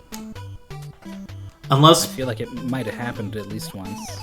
Does Puffer maybe not realize you can jump on the vents? Maybe that's it. He's got this mental block that says these vents are just... You walk into them and you fall. He doesn't realize, no, you can jump on them. They're just tiles. Yeah, maybe. I mean, you're forced to jump on top of them as you get here, so... Yeah, I mean, the game gives you as much of a hint as it can. Yeah. But you're right. Seeing them in that context of that room can just kind of put them in a different compartment in your mind. Withheld had the iframes to survive contact damage with the boss. Had one of those pauses like, I'm super dead, dang. And then unpaused and lived. Yeah, Withheld's use of pause buffering is really inspiring here. Seeing these players using these really high-level techniques to defeat these old, very difficult classic games.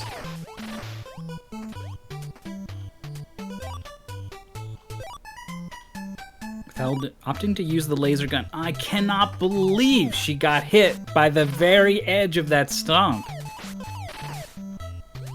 I feel like she reacted really well to what happened, and it wasn't enough.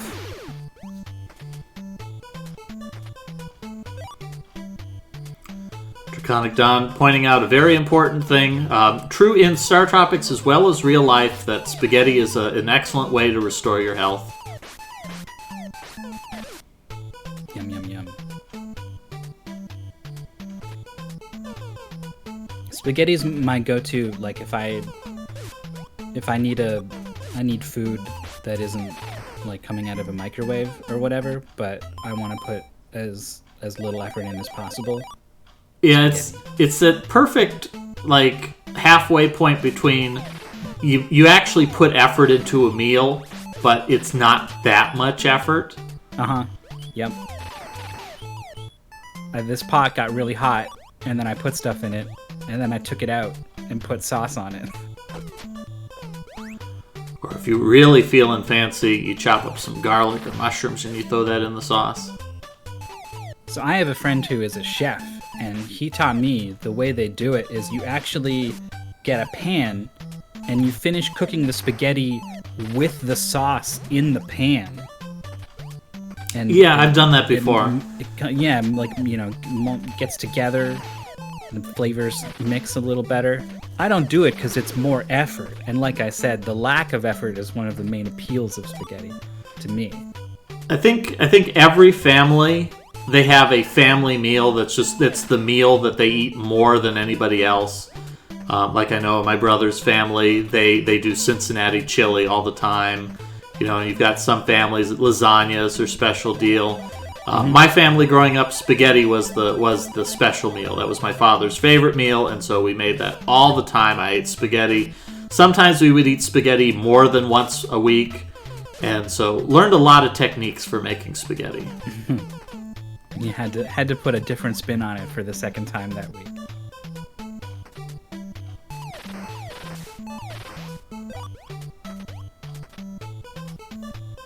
Reactor kill from Pufferfish. No, that's what's withheld, sorry, with really, really good health. But Pufferfish is, before he got hit by the star, was in a really good spot. Yeah, I think Puffer is oh wait, he jumped on the tile. I think he just jumped on the tile there. Maybe that's what he needs to realize. Yeah, did end up dying, but I think that was ultimately a good thing. Perfectly timed to jump over the star. Was at the absolute peak of the jump when the gold star came in from the side, and then, as we know, still got hit because of this programming bug on those enemies specifically. Withheld having a very unfortunate death there. Just Zoda just ran right up and stomped right on her. Like Super Mario Brothers there, just Goomba'd to death. Don't even get 100 points for that.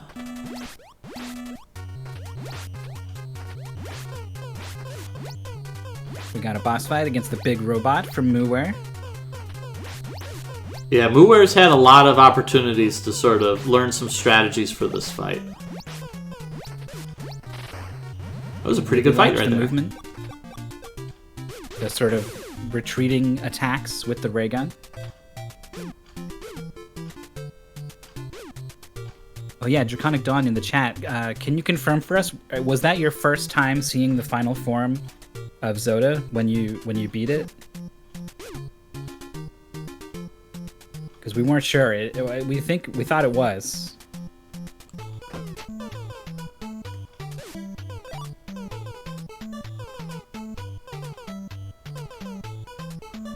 Your reward is nothing. Yeah, the room behind the boss.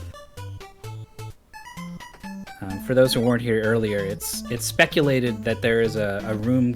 There are like codes assigned to each of the rooms to kind of determine what's in it. And there's one that is not used in the game and has like a potion and a gun. And it would make a lot of sense if it was supposed to be in that room, but they just missed setting the code to the right variable or whatever. Nice.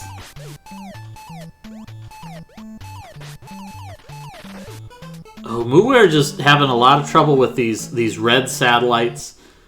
They bounce around at diagonals. They like to shoot at you. Really, for that segment, I would just get out this orange gun and just shoot them.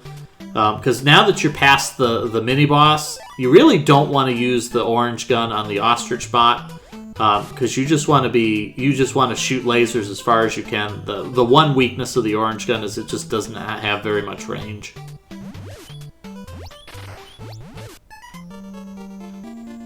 Don confirming, yeah, that was the first time getting to that final boss, clearing it. First try. Super awesome. Yeah, Not Sid pointing out something that we mentioned in the very first race. There are 2 music tracks in this game that are glitched up. One of the music tracks is the regular island theme when you're walking around. That after the island theme has been playing for a little while, it sort of gets bugged out and the timing is off on it. The other track that's bugged is the track that plays when the alien children appear. It's supposed to have sort of a background bass track or something like that to it, but unfortunately, just some kind of a programming error makes that not appear. So you have a little bit of the music is just not playing. All right, this might be Puffer King's first time in this last segment.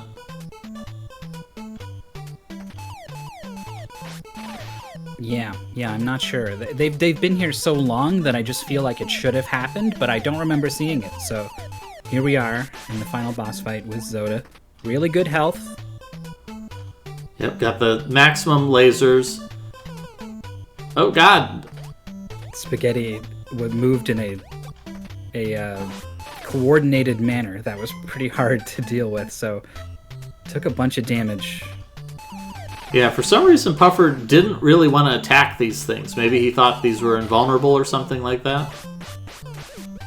But I think now he realizes that not only are they vulnerable, but they're kind of a nice source of hearts.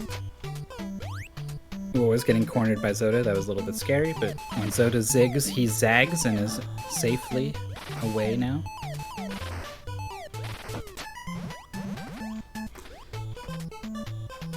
Really keeping distance. You're obviously very safe here, but you are going to have to deal with the spaghetti, and the spaghetti's tricky. It can go 1 tile or 2. It can be kind of tough to react to sometimes, so it does get tagged by 1. Oh, it's getting boxed in a little bit. Ooh, okay. Yeah, it's kind of odd because throughout the game, you're kind of in this mentality of I want to be away from the enemies because I have range. So I want to be as far away from him as possible. But Zoda's kind of backwards, that he can shoot just as far as you do, that you actually want to be close to him so that he can't shoot you. And not knowing about his AI is part of it too. Not realizing that his AI doesn't shoot spaghetti if you stay far away. If you stay close, yeah. Or yeah, you're right. Yeah, not that close is like it doesn't have its own issues, right? The contact damage, obviously, we know is instant death. Even if you don't know that, you would suspect that it would be a ton of damage, you know. And looks there like it is. That has been confirmed for Pufferfish. Pufferfish says, "What the heck?" in the chat. Yeah, it's instant kill. Although that's been pretty much the case throughout the game. I think pretty much every boss in the game is an instant kill. With some of the bosses, you wouldn't know that because they're in the middle of a pool of water, so you would never hit them anyways. But yeah, that's even true of the very first boss in the game. Very first boss in the game will kill you instantly.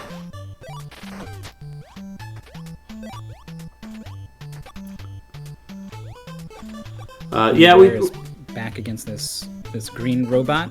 He's fought this green robot enough times. Ooh, I like this strategy here where he's jumping across.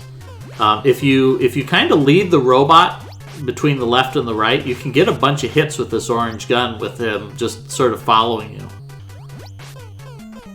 And I'm surprised Muir hasn't picked up on that. Yeah, you also get in the best case scenario, which is when the robot is charging at you between tiles, because then you can stand on the tile and just attack up and be getting those sort of offset by 1 tile shots in on the boss from very close, and that lets you rapid fire the gun and do a ton of damage.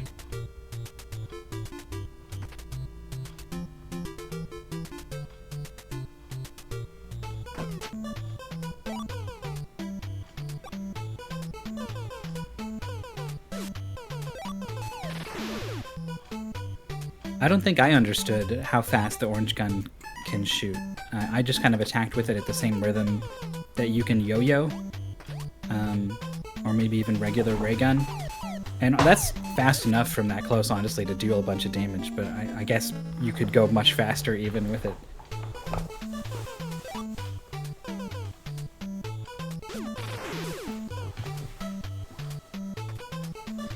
We're still determined to fight this reactor from the very bottom of the screen. Just we'll have to pick his brain when he's done with the race and see what he's thinking. Well, yeah, I mean, I would... not realizing that the vents open in sequence, and so you have a clue that they're about to open, I could see that being a reason why you would jump off of the vents early. But even when I didn't realize that when I was doing this, but I was still on those vents for a little bit, because the damage that you get from the top tile was just worth it to me to be on there a little bit and then jump off.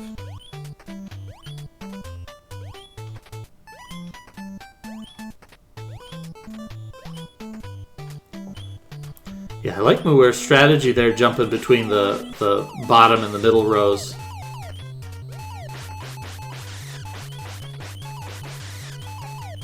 We got the asteroid fight again.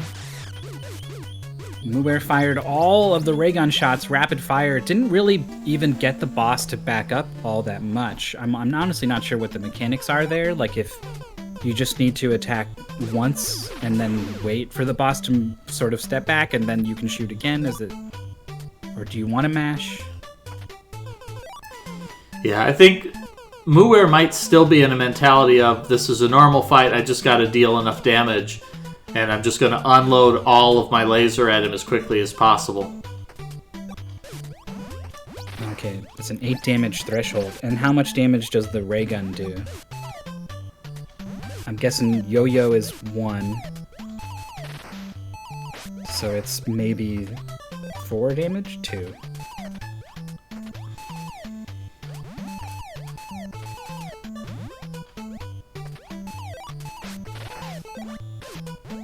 So it's pretty tough then to shoot a whole lot of extra times if you need to be getting 4 hits just to make it move back a little bit. Withheld with the regular yo-yo and 12 shots of the ray gun kind of needs to just make it happen on the reactor. I don't think it's going to happen anymore. I think it's recovered too much health. Puffer with 1 heart left gets the reactor. Let's see what the play is. You get some here.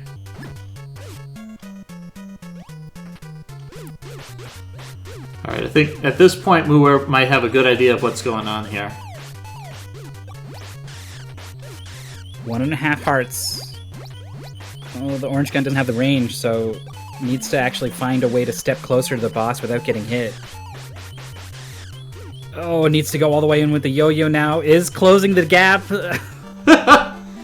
But I think now having an idea of how the fight actually works, I think Muir can do it on the next attempt.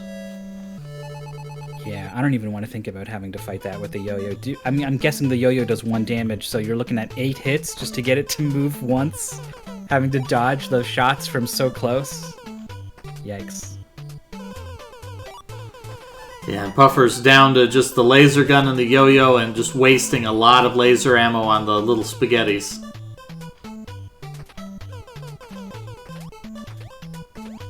I guess that's another good question for some of our Startropics experts in chat. How much health does Zoda have if the ray gun does 2 damage? How many shots do you need to kill Zoda? And then, like, factoring in some of them are gonna miss. He jumps around a lot. I think on average 40 would not be enough to get it done.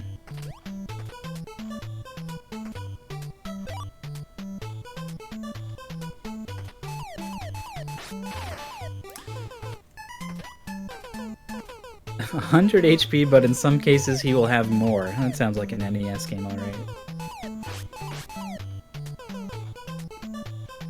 So that's at least 50 shots. and then probably more, and then probably, I don't know, a third of your shots might miss.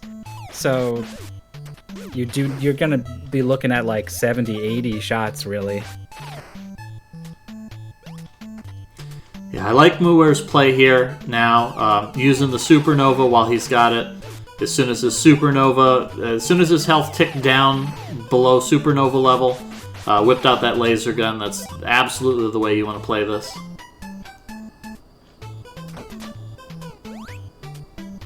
Oh, I see. Halfway he will regenerate up to a certain amount of hit points after he's done with his current action. So if you're attacking him during that time, then it's that's damages that's just going to get healed back immediately.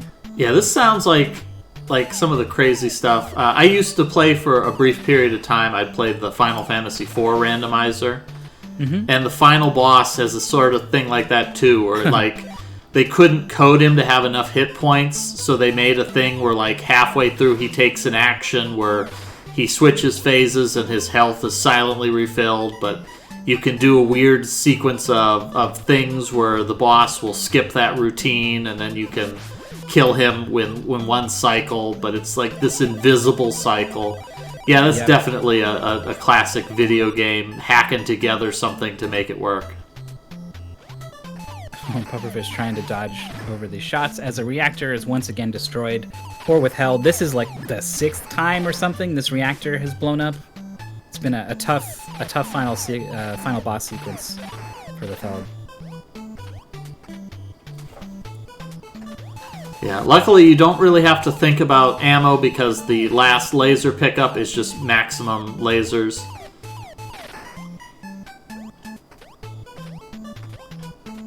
There's a lot of Final Fantasy bosses actually that are silently like switching out one boss for another throughout the fight, and they just have the same sprite, so you can't tell. Mm-hmm. Final Fantasy V, like Arceoavis and the big, I forget the big guy's name. He does the Giga Flare. Shoot, it's been a long time since I played Final Fantasy V, but yeah, it's super common to just have multiple versions of the same boss with different amounts of health. Which, of course, it's also ironic that the Final Fantasy series, for as super popular, super high-ended it is, it's like there's not a single Final Fantasy game that doesn't have colossal game-breaking bugs in it. Final Fantasy 1 is really special. Maybe not as special as this fight for Withheld, which is going great so far. She still has 16 hearts, full ammo on the ray gun. Yeah, She's gotten some hits in. You feel more comfortable the longer you've managed to go through the fight with just your supernova, because you know that you haven't been using up any of your ammo. Man, the boss, though, just does have this tendency to just throw out shots randomly. They're not going to hit you, right? They're 2 tiles off to the side, but it attacks anyway, and then your dumb self jumps up into them. They're very tough to react to. They move really quickly, so it happens pretty often. Oh, lots of good damage. Still over half health. I will come back and talk about Final Fantasy 1 if Withheld can do this, but we definitely need to stay here for a little bit.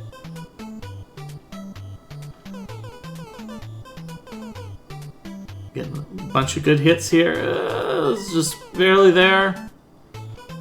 Trading with the projectiles from Zoda doesn't seem that bad. If you're actually getting hits in for it, it's pretty decent. Yeah, the other thing is Withheld killing these little spaghettis. If one of them happens to drop a heart, and they frequently do, that would get, well, all right, there we go. We're down to laser gun. And this lets you play a little bit. Oh my god. Differently. The ray gun doesn't quite have the same range as all the way across with the Morningstar, so you might be willing to be a little bit closer, a little bit more willing to trade health, and it did not work out. But you can attack more quickly, so... Oh, look at this here. Muir is on the Ostrich Bot. Switch that laser, switch that laser, switch that laser. Or maybe you got it. Oh, he's got it. Down it goes. That satisfying explosion as it falls into whatever the heck is below this room. I do like that you see it do its little chicken-like dance before it goes, like, "Ooh, no, no, no, I don't want to go." Oh! And Withheld takes the death to the spaghettis.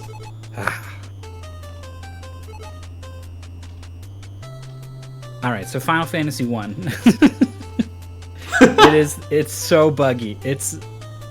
I think about half the spells in the game don't do what they say they do. There's a spell that is supposed to make you harder to hit, and it makes you easier to hit. Like it just does the reverse of what it's supposed to do. Main stats don't do any. The intelligence does not increase your magic damage at all. So, like black mages and their high intelligence stat means nothing. They do as much damage with their spells as a warrior does casting a spell with an item. It's endless. Like nothing, basically nothing works like it's supposed to. Yeah, another big one is that they have a table for critical hit rates for all the weapons, but the game is incorrectly coded, so it doesn't look at that table. It just looks at the weapon ID. So as a result, like just the last weapon on the table has the highest critical hit rate anyways. Yeah, which it just, then they happen to go mostly in increasing order of strength. So the stronger hitting weapons also have the higher crit weapons, so that's why it's kind of hard to notice that it's happening. Yeah, but it makes... Thieves, the agility stat is supposed to help you run away, but it cares about the weirdest things to determine if you run away. It's like, which slot of the party are you, and like if they're affected by a status effect, like if the second person in your party is stunned, like you just can't run away. Like it's really bizarre stuff. Now, the one that I know is in Final Fantasy II, the NES version that did not come out in the United States. I read that the final spell you get, the Ultima spell, it's supposed to be programmed so that mostly your spells, their strength is based off of the level of that spell, and Ultima is based off of the levels of all your spells. So the idea is that you master lots of different magic and it's strong. But apparently it doesn't work that way. It's bugged out. And apparently the producer knew it was bugged out going into the final build. And so he talked to the programmer. He's like, "Hey, you got to fix this." And rather than fixing it, the programmer just made up a story like, "Well, what if it's a metaphor for like all these technologies that, you know, ancient races thought were really great, but they actually just kind of suck?" And the producer was like, "No, that's bullshit. Fix it." And so he tried to fix it himself, but he couldn't. So that's the way it shipped. I read that he made that argument, and then he said, "No, that's dumb," and then he just like willingly didn't make the change as like a form of protest, and not as an incompetence. I thought it was a willing choice to insert his own narrative sneakily into the game through the programming side of things, which I just love. I just love the idea of like, no, it's old magic. It's bad. It's worn down, this old magic. It's not good.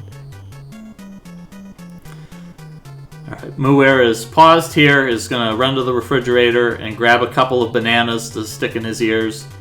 It's always helpful if you read those kind of hints into the game and you get in character.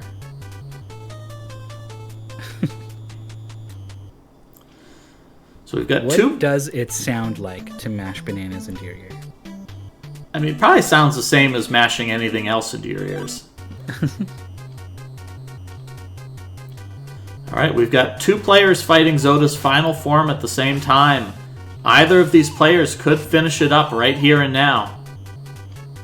It's been a great start for Withheld, getting even more damage in, jumping over the shots that Zoda is shooting out. A fantastic start.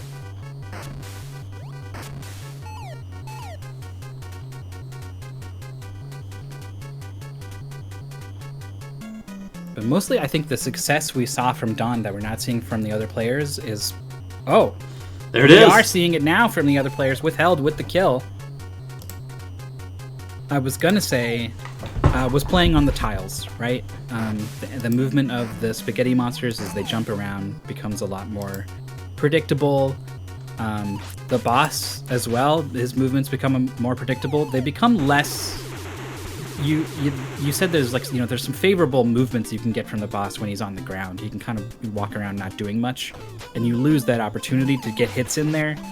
But you trade it for consistency, and obviously it really helped Don out, and it would be a good strategy, I think. But Withheld managed to do it, just running around the outsides, throwing in some clever jumps over the projectiles that came her way, letting her stay in line with the boss to just throw out those Morningstar shots a whole bunch. Didn't have many spaghetti monsters in the way to absorb the shots. Just everything went right. So now, when you're doing this last walk sequence to the final cube, like there's this voice, and it's like, "Hurry, hurry! You have no time. The spaceship is coming apart." Do you think that's the narrator? Is that the player like internal monologue? Is that like a computer voice being like, "You have 5 minutes until self-destruct"? What's going on with that? Is it the voice of the alien children? Ooh, it could be. That's a good one. Like speaking to you psychically. That's canonical. In the sequel, we do know that they do have psychic powers. That's my fan theory. It's whoever says, "Wow, you've done it."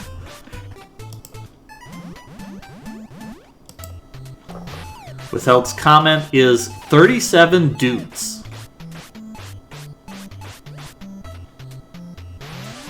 Was she counting like hits against the boss and going doot doot doot doot doot? Could be. Withheld finishing with an SRL time of 1 hour 46 minutes 57 seconds.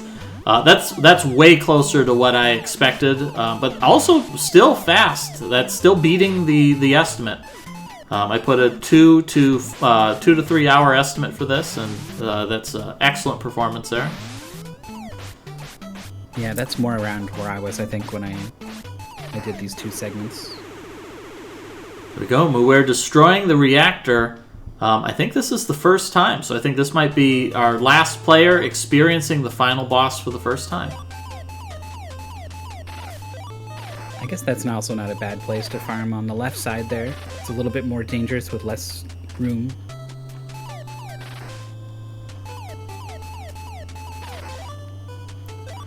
So Withheld taking the time to enjoy the credit sequence here. We'll see. Does Muir? No, Muir's just going to head on into the final room. It says, "What's going on here? I hear music." And oh my god, that needs to die. I forgot how oh wow. That's a big hitbox. Yep, so there we go. We're getting another very useful piece of information here that you don't ever want to get stomped by Zoda. That was like the air stomp too. It was like in Smash Brothers that would have spiked you straight down in between the tiles. And then that voice would just shout, "Game!" Game! When I streamed Startropics, I was immediately followed on Twitter by someone campaigning to put Mike from Startropics into Smash Brothers. Yeah, I could see that. Like, I'm not really that fond of Smash. I think I played up to the Wii version, and then afterwards it was like, I don't know, it's just sort of the same game. And now it's sort of like we're putting Cloud and Sephiroth in it. It's like, these are characters who have no association whatsoever with a Nintendo console. You know? Yeah. Like, there's others I could see. Like, I could see Ryu Hayabusa from the Ninja Gaiden series, because, you know, that started. Mega Man makes sense, because Mega Man 1 was an NES game. You know, Sonic is sort of like, I mean, he has Nintendo games since the GBA era. But it's like, yeah, Mike Jones is a Nintendo original character. That really, he doesn't get in, but the Duck Hunt dog gets a slot? I mean, everyone had Duck Hunt because it got packaged with Mario in the NES, so that gives it some legs. But you're right, like, he's actually a pretty good candidate. He's on an NES console developed by the game was developed by Nintendo of Japan. He's got all these sub weapons, right? Like, you need all these different smash attacks, and he's got the ray gun and the yo-yo and the baseball bat and you could do cleats for a kick. I mean, Yeah. you could make every one of his weapons in this game into an attack and smash. easy. I mean, the only trick would be, what is his final smash? And the obvious answer is going to be, it's going to be the Super Psychic Shockwave from Startropics 2. Obviously. I forget the justification for putting Cloud in there, honestly. Spritz says Final Fantasy VII developed for the N64. I knew that there was like some prototype stuff where they had Final Fantasy VI characters in a ROM, but I don't think it ever got to the point where it like actually looked like a Final Fantasy VII.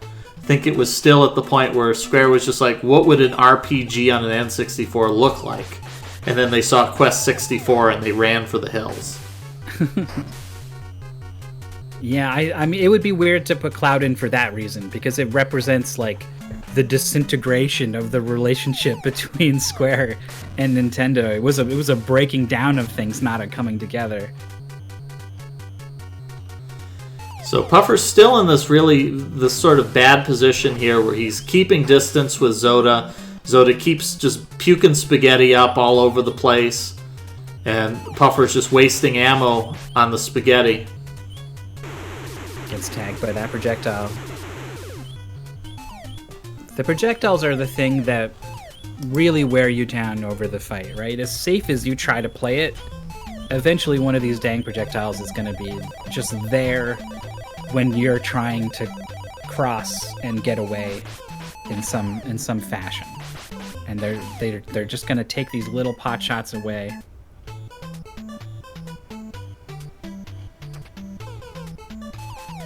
Why do we rescue dolphins? Yeah, that's true. We played Crystallis as a blind race not too long before this game, which had the same thing. They're just a likable, highly rescuable creature. Yeah, they definitely need rescuing, because I've played through Echo the Dolphin 1, and that is a dolphin who desperately needs help. Just dies in a moment's notice. You just diving along the seafloor, and there's a crab there, and it's just that crab annihilates Echo. You know, and he's got like asthma or something like that, because he can hold his breath for like a minute and a half, and I'm pretty sure that's not a healthy amount of time for a dolphin. Maybe Echo's just like really ill. Like maybe like dolphins are fine, but not Echo. He was born with a condition or something. Yeah, I mean that's suitable. That's being the runt of the litter. That's a good like adventure hero trope. I was talking to someone very recently about Echo the Dolphin for no reason really. Funny that it's come up again. That game is impossible. Like, if we were going to do a blind race of that, it would be a disaster. Oh my god. So there's usually when I play a game, I sit down and I'm going to beat this game. Echo the Dolphin is on the list of games that I've written off. I'm never going to finish it. The second to last level of Echo the Dolphin, or the last level depending on how you build it, Welcome to the Machine, is like an 8-minute auto-scroller. And it's not a good auto-scroller. You've got these aliens that spawn, and you have no iframes. So these aliens get too close to you, and you can't rip them to shreds with your super lethal dolphin voice. They just get in your hitbox and you're done. The maze it's got deliberate dead ends where it's like, here's a fork, which way are you going to go? Oh, you chose wrong. You're in a dead end and you're just going to die. And you wait slowly for the dead end to crush you. Mm-hmm. And then the graphics are really confusing. It's really difficult to understand what's actually going on. Like, it's sort of like, is that a wall? Is that the way I'm supposed to go? So I played through this. You know, I spent like 2 hours going through this 8-minute auto-scroller, and I got to the final boss, the Alien Queen, and I died. And it's not even a checkpoint. You go. It's just like, okay, you do it again. I'm informed later in life that you can manually get a password for that, but yeah, like I've never beaten Echo the Dolphin because of that.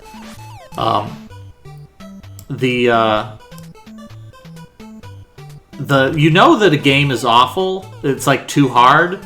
When the Japanese version's like, yeah, we need more checkpoints in this game. Right, yeah, that's pretty rare. See, Myth giving a little bit of pep talk here to Puffer. Puffer has been struggling a little bit with the final boss. I'm kind of surprised that he's this frustrated because he's been doing pretty good so far.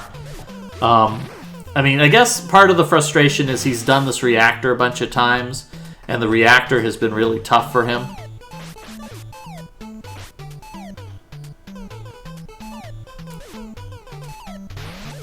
Yeah, I think it's different, right? Like if he was playing on his own and things were going the way they are, I think he'd probably be fine with it. But in the context of like, I saw Pika Pals finish almost an hour ago, or actually over an hour ago.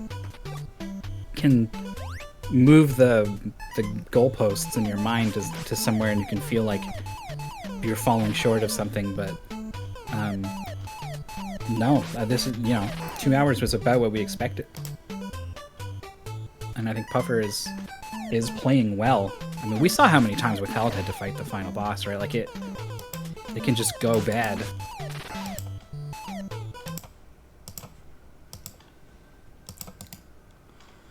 There's a hit and a miss on which version is harder.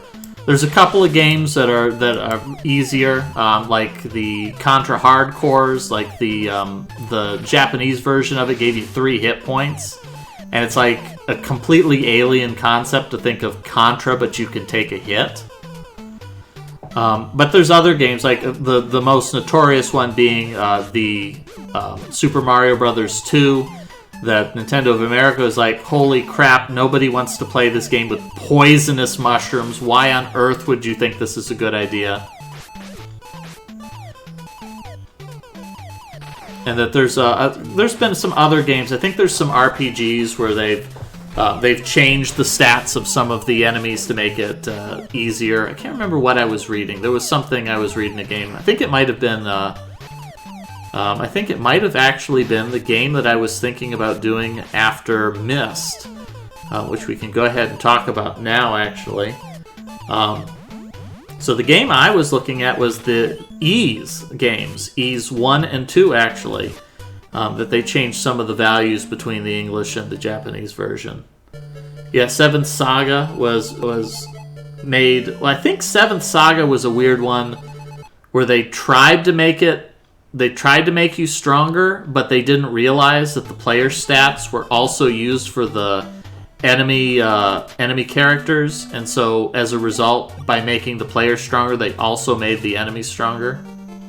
Yeah, well, I think what happened was you, instead of always gaining 5 to this stat, 3 to that, 4 to that, they made it so you could gain that number or up to like -1 or -2 of it.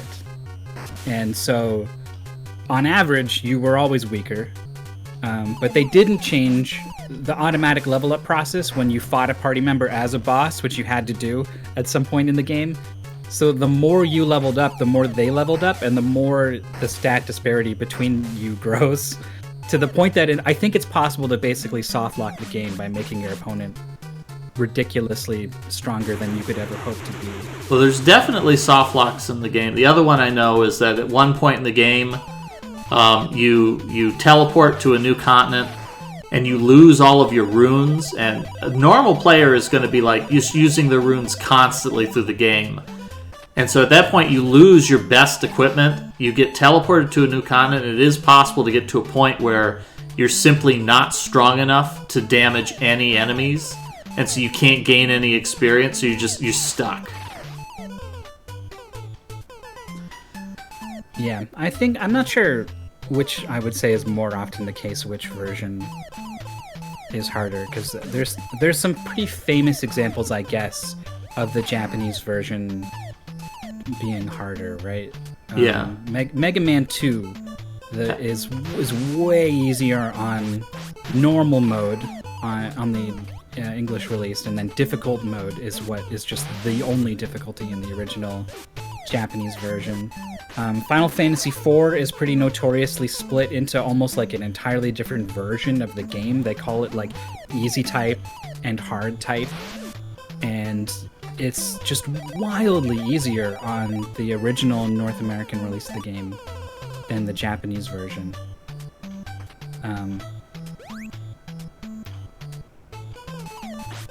Yeah, it's... Oh, Rockman 2 does have easy and normal? I thought it just had the one.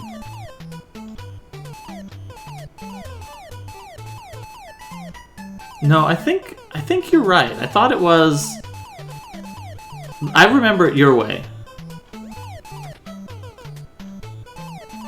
Anyway, we've got Puffer King here is doing another fight here against the final boss. I noticed the pattern we see from Puffer here is if the boss is on screen, he just runs away. So he definitely doesn't want to be anywhere near the boss. I think this is a mistake. I think Withheld had a good strategy of sort of staying kind of close to the boss. I think Draconic Don was doing what we saw was the speedrun strategy, which was be at a corner, just be one tile above or below and one tile to the side, and just hit Zoda when he tries to get in line with you. Ooh, oh. But what you cannot do is if Zoda is diagonally away from you, you cannot do anything that involves moving towards Zoda. You have to wait for him to move first, and then you go the other way. You wait for him to zig, and you zag. If you go first, you're totally vulnerable mid-jump, and we saw exactly that. And I do remember now that there is only one difficulty in Rockman 2, because otherwise that's the one all the speedrunners would play, for sure, because all the cutscenes are way shorter on the Japanese version. And in fact, it's still the faster version because the cutscenes are so much faster, even though all the bosses have like twice as much health and stuff. If you're very good at the game, you can still go faster in-game to beat out the time you lose in the cutscenes, the weapon get cutscenes. The text where it's like, item to get, it just takes forever in the English version.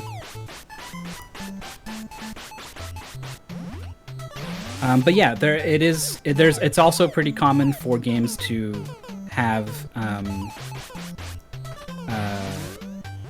there's a Japanese version that comes out first, and well, it can be both it usually ways. Ends up being like bug fixes that end up being the determining factor of whether it's easier or harder. I'm sure that if we looked up, if you hated yourself enough to look it up on what is it, TV tropes or whatever. There's probably a whole page of the game got harder, the game got easier stuff, but I don't hate myself enough to actually ever go voluntarily onto tvtropes.com.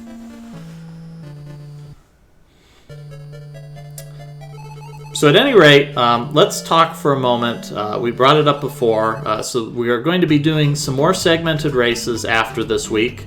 It's already on the calendar for next week if you've been paying attention. Next week, we're going to do Myst, the original Myst for PC. We're going to do a blind playthrough of that, although that one is going to be different. That's not going to be a competitive race. That's going to be a cooperative sort of a race, but all our players are going to be working together to try to beat that game. I recently replayed through it. Of course, I've played through Myst before, so I found that I remembered virtually every puzzle. I've estimated that I think the players might be able to get it done in 4 hours. Maybe it'll take a little bit longer than that, but I'm feeling pretty good that the players will be able to get through that game in a good 4 or 5 hours. So if you want to join us here again at 2 o'clock EDT. Next Sunday, I believe that is going to be the 18th. We're going to have the players play through the entirety of Myst. Yeah, we're going to do it in one day. It's going to be a full clear of the game. So that'll be an interesting change of pace, and I think that'll be nice for some of these players. I know we've had a couple players who joined the first 2 sessions of Startropics, and it was pretty difficult for them. So this will be an opportunity that maybe if you're one of the players who maybe you're not as strong for the action side of things, or even if you kind of get nervous in a race where you're competitive, you're being compared to other people, this might be your opportunity to join in on that and have a fun cooperative session. Myst is purely a puzzle game. There are no action sequences at all to deal with. So your reflexes are not needed in the least to complete the game. So we'll be doing that next Sunday on the 18th. And then I think I've decided at this point we're gonna run it by some players, but I think the game we're gonna play after that, we're gonna play Ys 1 and 2, spelled YS, one of the most difficult to pronounce games. Wait. Puffer King is going to kill these aliens. Oh, I think Puffer King is going to get killed by these aliens. Okay. Oh, if he had killed those, he would have discovered a bonus room that would have been absolutely game-changing. Yeah, that was pretty exciting. So we're going to... Ys 1 and 2. So we're going to play Ys 1 and 2. We're going to play the TurboGrafx CD version of the game. It's got lovely pixel art, has lovely graphics, and most importantly, it's way easier to emulate than any of the other PC computer type versions. So we're going to go ahead and play that. I think that'll probably be a 4-session game. I want to say the speed run is like 3 hours. So I think if we break that up into 4 sessions, that probably will be healthy. For those who aren't familiar, Ys is it's an action RPG. You do fight monsters. You'll spend a lot of time fighting monsters, gaining levels, accumulating money, buying better equipment, finding magic items, fighting bosses. It's very notable as well because the old Ys games, Ys 1, 2, and 4, had bump combat where rather than wasting your time pushing a button and you swing a sword, they just simplified combat that you just run into the enemies and you deal damage, and that's how you play the game.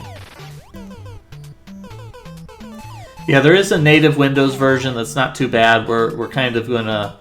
I think we're gonna do the TurboGrafx version because it's easy for everybody. You just drag it into BizHawk and it just runs, and that makes everybody a lot happier than trying to learn how to run something complicated. Actually, I had an experience with that this week. I've been watching Macaw45, who is an excellent streamer who plays a lot of fascinating games.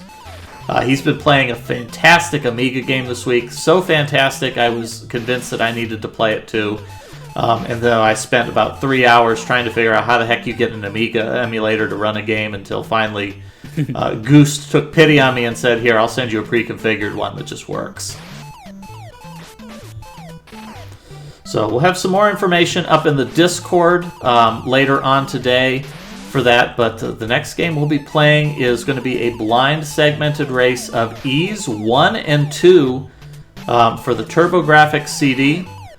I've already talked with, obviously when you're going to do an Ys game or any Falcom game to be fair, you have to talk to Drake, Captain Drake, Mystery Tournament expert and Falcom superfan. And he said that he would absolutely watch the heck out of that. So we've got his blessing, which means that it's absolutely going to work. All right, that's a reactor down for Mooware. Going to be the next player to have a shot at the boss. Is trying to refill the health, I think, a little bit on these guys at the bottom. Or is maybe just trying to just get them off the screen and get through the screen. It gets a little hairy sometimes. Yeah, I think that was a just get out of here move. But it's going to actually pick up enough stuff on the way to get a full refill. Nope, just kidding. The hearts were just after the transition into the next room. So you're not able to pick them up, unfortunately. Here we go with this fight. Landing 2 hits with the Morning Star. That's a great start. I'm just going to guess the Morning Star does, or what is it? The Supernova, sorry, does 4 damage. I just made that up, but that seems right to me. I think 25 hits. I think it's more like 2 damage or 2.5 damage. I think it's something like 2.5. What? I think it's like Yo-Yo is 1, Shooting Star is like 1.5. I can guarantee you it's not a decimal. There's definitely stuff doing like a half, according to the RPG Shrine page for Startropic, which is RPG Shrines is my go-to at all times for absolutely correct video game knowledge. They're pretty good. They're pretty good, but I guarantee you, instead of something doing half a damage, you're basically just multiplying everything by 2. Your halves are actually 1s, and your 1s are actually 2s, and that sort of thing. Of course, it can do internally. It can do a half point. It's the subpixel thing. Yeah, well, I guess it's all about how deep down are you going, right? Eventually, it's all 1s and 0s, and then you're just splitting hairs. Oh, Muware was doing so great, and then he let that spaghetti get in his hitbox, and that spaghetti just tears you up inside. Yeah, we got way too sidetracked about damage values. I do know a lot of damage has been put onto this boss, though a lot of damage has also been put onto Muware, and there's 2 more, so can only take 1 more shot from a projectile. 2 projectiles will kill from here. I do know that much. Oh! And there is Puffer King taking the stomp. Oh, I also have the audio wrong. Taking the stomp from Zoda, goes from 22 hit points to no hit points, confirming that is absolutely a one-hit kill at any amount of health. 30 shots left for Muware. I think it's enough to get it done, especially with all those shots connecting. This could be it any moment now. Oh, but the ammo is also so low. Stop shooting those shots. He's not on the same tile. I know he's big, but... Oh, the juke. Zoda with the mind games. That's it. It's yo-yo time. Oh, no. I cannot believe the movements from Zoda baiting out the last few shots as if he knew.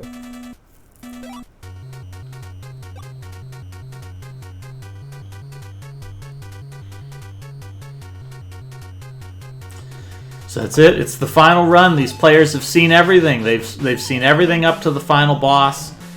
They've had enough time here to develop their strategies. This is the part where you go from the blind runner mode to the you've got to build the strategy and execute mode. Well, while the players are working their way back up to the final confrontation, I want to circle back around to Mist. What is this going to look like? Are people like kind of dividing themselves up into teams, and there's going to be like 2 teams racing, or is it just literally one big group? I think it's going to be one group. I'm envisioning this being a couple of people streaming. I'd like to get at least 4 people on, mostly because it makes it convenient for the layout I've picked for it. And I think what we're just going to have is everybody's just going to cooperate, that they can just post messages in the Discord. I'm actually going to see about maybe we'll have somebody who is in charge of the Discord slapping up a Mist racer sort of a room, so that everybody can just post as many comments as they want. We're not going to have anybody spoiling in there. And I think we're just going to encourage everybody to just work together. You see something weird, go ahead and send some information to the other players about it. And just try to solve these puzzles together, because it's got a couple of obscure puzzles that I think that having a lot of people playing together increases the likelihood that somebody will find the clues that they need to solve them. Oh, okay. I thought there would be one person playing the game, and they would be sharing their screen with their teammates, and everyone would just be... I think it's going to be more fun if everybody has their own game. Because that's going to increase the odds. I mean, if everybody's just looking at one screen, you're limited to what did that one player do. If we've got a couple of people playing together, then they can click on things, and you find between 4 or 10 monkeys at their controllers, one of them hits the button and says, "Oh, you can interact with that," and I didn't realize it. Yeah, there's pluses and minuses. Everyone was looking at one screen. By the way, we do have a boss fight from Pufferfish King. Has not gotten stomped, so gets to actually play the game.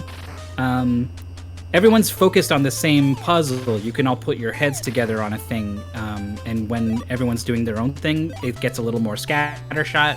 Someone finds something and shares it, but like the message goes by in Discord, and you don't really see it and internalize it the same way that you would have. There are some disadvantages to doing it that way too. Yeah, I'm definitely going to leave it up to the players. I mean, we're not going to have a race room, so it's not like you have to actually be streaming or anything like that. So yeah, if there's people who are blind and they want to join in, mostly because I don't want to get into a situation where one person has got a screen and they've got 6 people backseating them. That doesn't feel good, and I don't want to make anybody feel that obligation. But yeah, if somebody just wants to throw up a stream and let a bunch of people just throw ideas at them, I'm fine with that. I'm just hoping I get a couple of people on the screen at once so we can see stuff happening. Yeah, I'm excited for that. I think it'll be fun. I remember Myst as an impossible game. Like our whole family was gathered around trying to figure stuff out, and like we barely got anywhere, really. So it took on this sort of legendary quality in my head.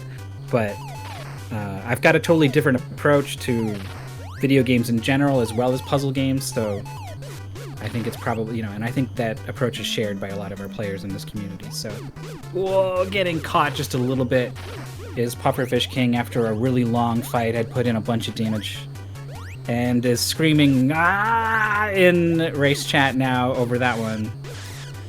And I can feel it. I can hear it from here. Yeah, Puffer's been doing really good at this, but yeah, I think he's kind of frustrated. We're past the 2-hour mark. He's kind of exhausted. So it's one of those that you get. It's not only it's the performance at any given moment, but you also have to play the long game here. That that you've been fighting this boss for a while. You've been dealing with a lot of difficult fights, and that you've got to finish it up here. So we'll definitely talk more about Myst next week when we are playing Myst. For now, we've got 2 more racers in our Startropics race, and they gotta finish this up. They've seen everything. They've just got to beat this final boss. Where it gets caught after another really long, drawn-out fight, landed a bunch of damage, was playing it safe, jumping from corner to corner, but just kind of got caught in a weird spot. Zoda went into like a faraway place, and then the spaghetti monsters went the other way, so the safe space suddenly got taken away, and it was just not enough. So back to the start. I recently streamed a difficult game within a deep forest. It's a ball bouncy game, and it got difficult enough that it wore me down mentally. At around 2 hours in, it was about 2 hours in, where my brain started to just kind of check out. It just wasn't really interested in focusing anymore, and there's not a lot I could do about it. I did kind of struggle through, but yeah, absolutely, it's something that can totally wear you down. Look at this on Puffer. Look what Puffer's doing. Is leaving the health to refill. Smart.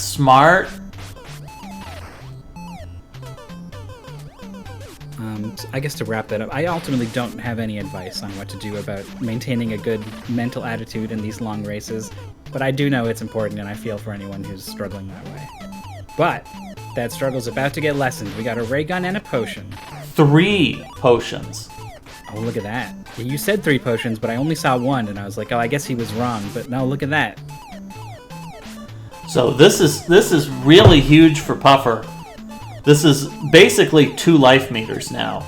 Plus, he's got this orange gun that if he recognizes this orange gun hits like a truck, he could use that on the Zoda fight as well. Especially because it has that sort of at wide range that, okay, Zoda's not really on the same tile as you, but who cares? You could still hit him. So this could be it. This could be the game changer that suddenly turns this final battle from an epic struggle to a easy streak for Puffer, because now he is armed for bear. And this has been consistently true throughout the entire game, because there have always been secrets like this available that are a huge help for anyone who can find them, and so it's always been a possibility that anyone who was having a tough time with the combat could just start exploring and maybe find something to give them this sort of big advantage.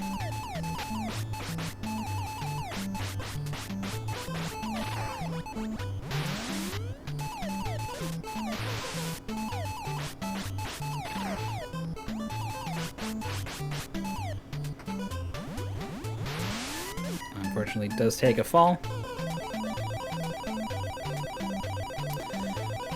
Oh, not Sid reading my mind and saying, nope, the items in that room don't respawn. You don't get those twice.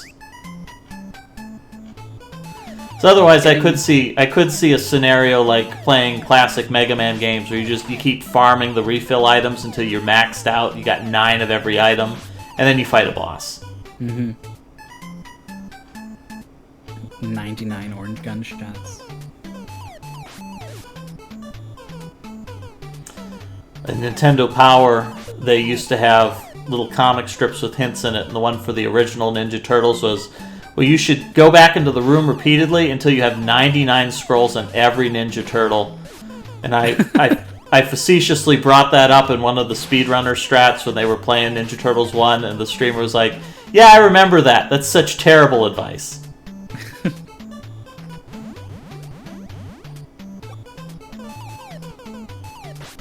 That one with the full pizza right at the end of the sewers, though, and you go back down to the sewers for full Oh, that pizza one. Oh, that was perfect. A lot of damage has been taken on the reactor from Puffer on this attempt. I think he's going to be able to barely get the kill here. Yes. There it is. And then he jumps on the tiles just to prove to us that, yes, he knows you can jump on those. So you get those hearts, you'll get plenty of refills along the way, but it's definitely not going to refill to full. So are we going to see any kind of little bit of farm? Or is Puffer just going to lean on the potions? Actually down to the regular yo-yo, so this is a little bit scary, but I think this is a great idea. I think it's going to work out great. Oh, this is perfect. Yeah, he's doing the farm. This is absolutely the right move. He's in a great spot here. He's got even more ammo than usual. He's got this really great orange gun that deals a lot of damage. He's got maximum health. He's got enough potions that he basically can refill his full health. So he's basically has twice as much health as normal. All right. Yeah, gobbled up all the spaghetti. Nice and full. Let's go. I didn't want to jinx it by mentioning he just gets stomped by Zoda immediately. It is a very real possibility. He could have jumped left and get a bunch of shots in. Oh, he actually can reach from here. Oh, that's beautiful. Oh, look at so much damage. That was an absolutely colossal amount of damage right there. He's got to be feeling so tense. Why is he using the laser gun here? Use your supernova. It's free. The gun is fast. It's nice at dealing with the little spaghetti monsters. I don't know where that spaghetti monster just jumped off a cliff or something. Yeah, if they spawn for long enough, they just jump out of the screen because the game's like, okay, you're not going to play with me, then I'm just going to take my spaghetti and go home. Here's some pretty good damage. Does not even get hit in return. Like, is having like the greatest attempt on the attempt where it didn't need to be this good, right? Like you had all those potions to be cushioned.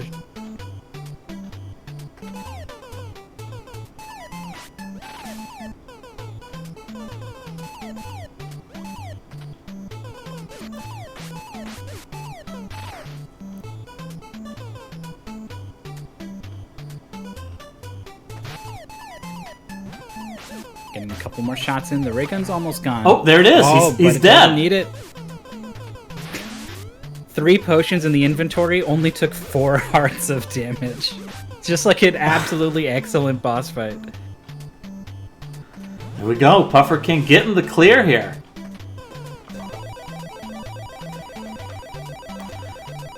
Yeah, I think Puffer is sort of overwhelmed too that he had all this equipment and then just had the breeziest fight possible.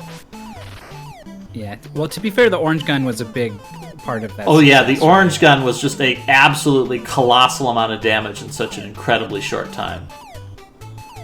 We'll see if maybe he even takes pity on Muware and maybe hints Muware into, oh, there's something you could definitely use there.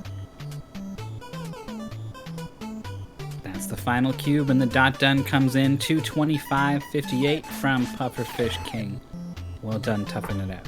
Yep, right smack dab in the middle of the estimate. Excellent performance there.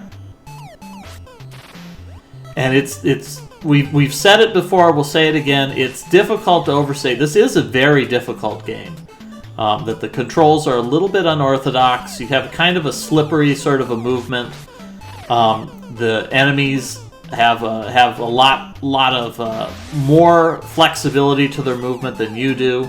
A lot of difficult bosses.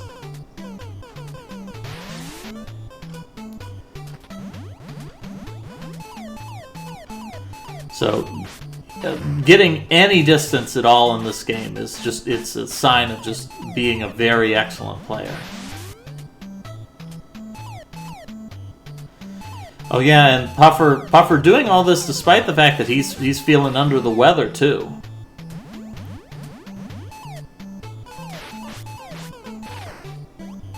We got some hits in on the reactor, but I think it all got healed off.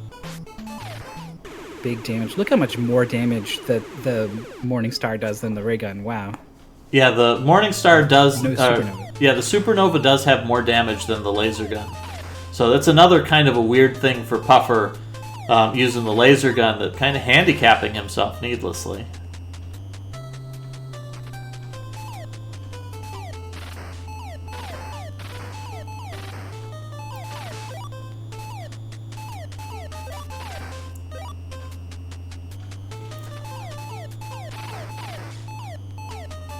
Oh, that's true. It does shoot faster, yeah. That is true.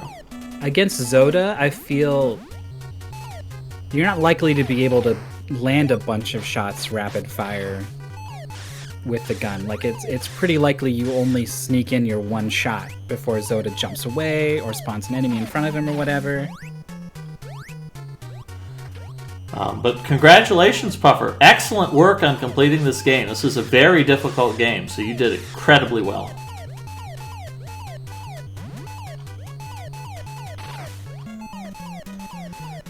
Yeah, I suppose the real big advantage of the supernova here is that it's not limited by ammo, so you can always fall back on the laser gun when your health gets low.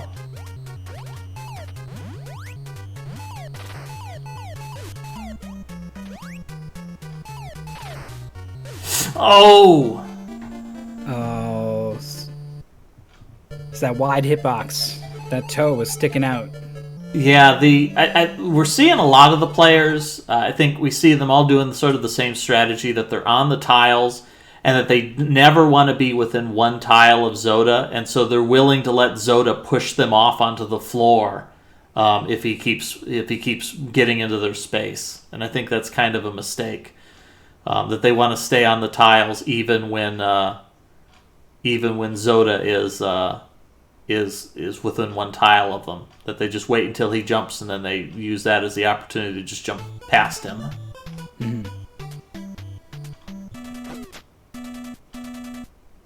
So Muir is not happy. There's a portion of their screen that we're cropping out where they've typed a rude message about their feelings toward the game. Also, there's this delightful bongo cat with like a fight stick that is actually rigged. It's like an input display basically, so it's actually pressing left when he goes left. It's very cute. I would love to show you that, but the rude message would probably come on screen with it, so yeah, unfortunately not.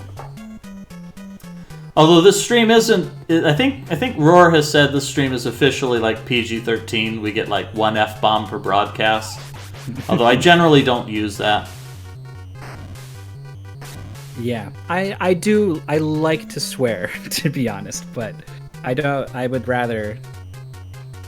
Yeah, I would rather not. And also, it's a little different when it's a message displayed on screen permanently at all times.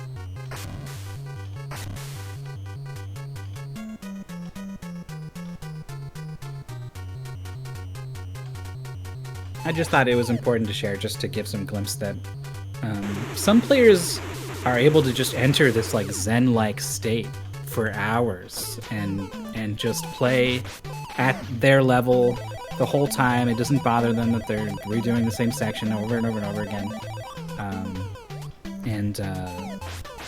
Muir's not there. Muir's not in that zen state, so I find it's important. It puts everything into context, I think, when you kind of know where the player's head is at. Yeah, and to talk about Puffer King again, Puffer King is notorious not only for the Jolly Mania tournament. Puffer also has taken to Adventure Ball more than most players.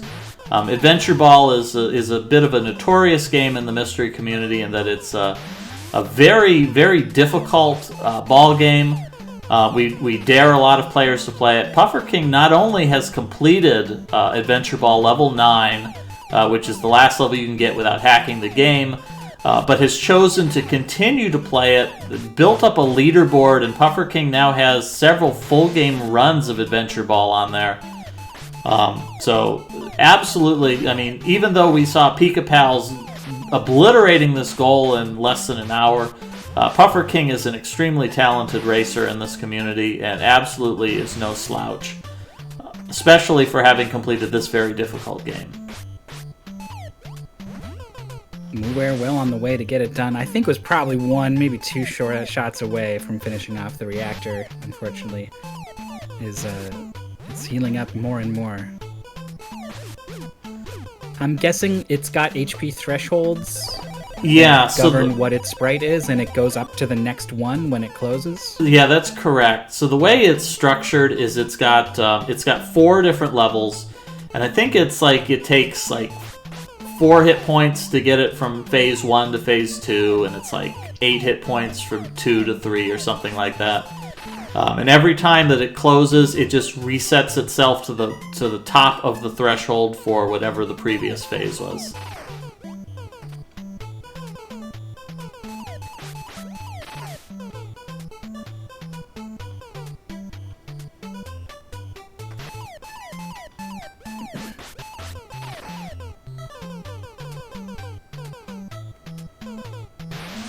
This one turret guy is so annoying. If he's putting out his shots without a break, you kind of just can't move. If you stop on that one tile that everyone seems to stop on, because it's just the natural place to stop to fight that guy.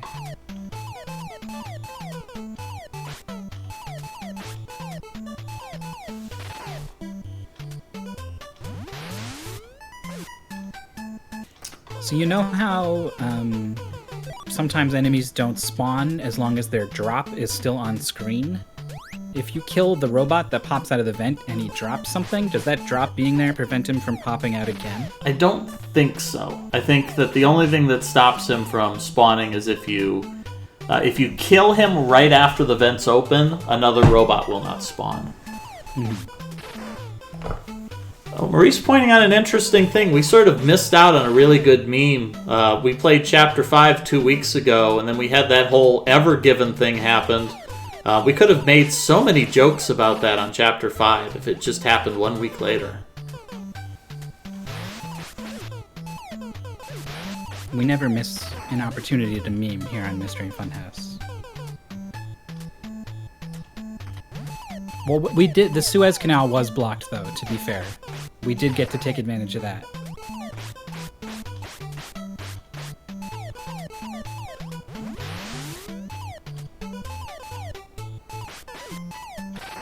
Oh, that was the name of the ship. It's the same. We did make that joke. Did we? I don't remember that. I did a little bit.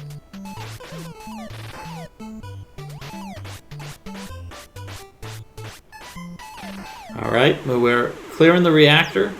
He's got this first part down pretty well. That was an excellent job there. Sort of bracing himself, ready for the last segment here. How did I take advantage of it?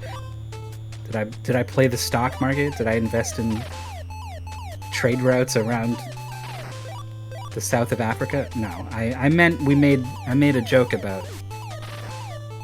I never actually said Suez Canal or Ever Given or anything, but I said like, oh, you know, we should have just Startropics has showed us the answer for how to solve this problem.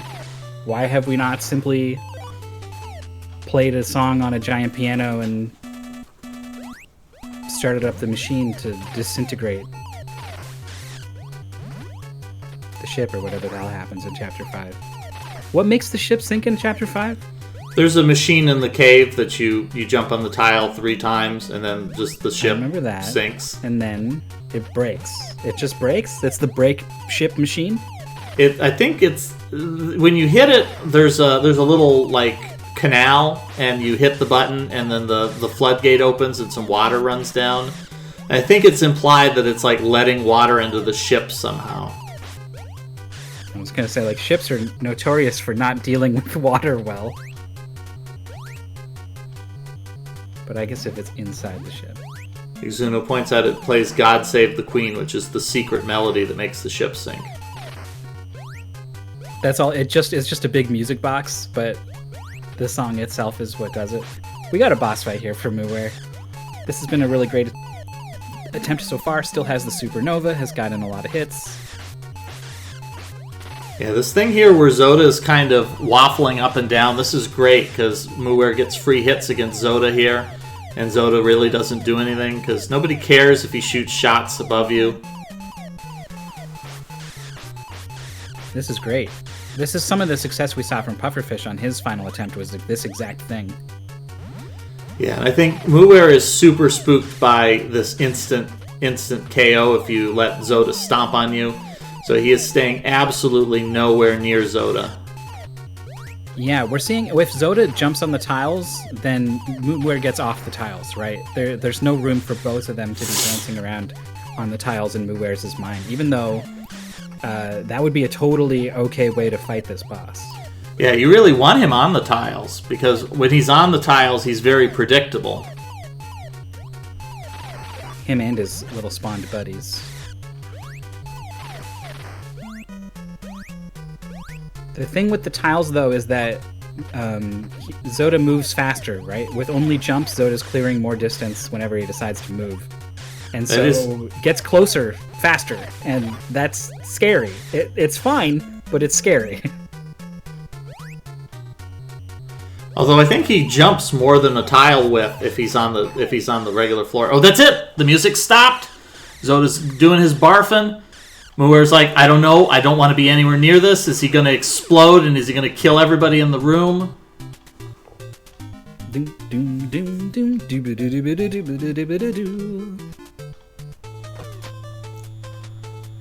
there we go. He steps out the door, and he gets that wow, you done it, and that's when he can breathe a sigh of relief, because he knows this means I'm hitting a save point. Yeah, even if somehow that's not the end of the game. You don't have to do that horrible gauntlet anymore. And there he is. He sees the last cube. That's exciting too, because you specifically said getting the cube is the end of the game, so, or the end of the goal rather. So like it's kind of nice that you see it coming up, that you've got this forewarning that say, oh, I'm there. It's within reach. I've just got to run a little bit further.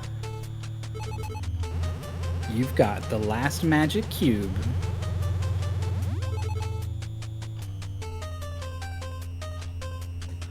There is the dot done from Muware with an SRL time of 2 hours, 39 minutes, 24 seconds, within the estimate by a very healthy margin.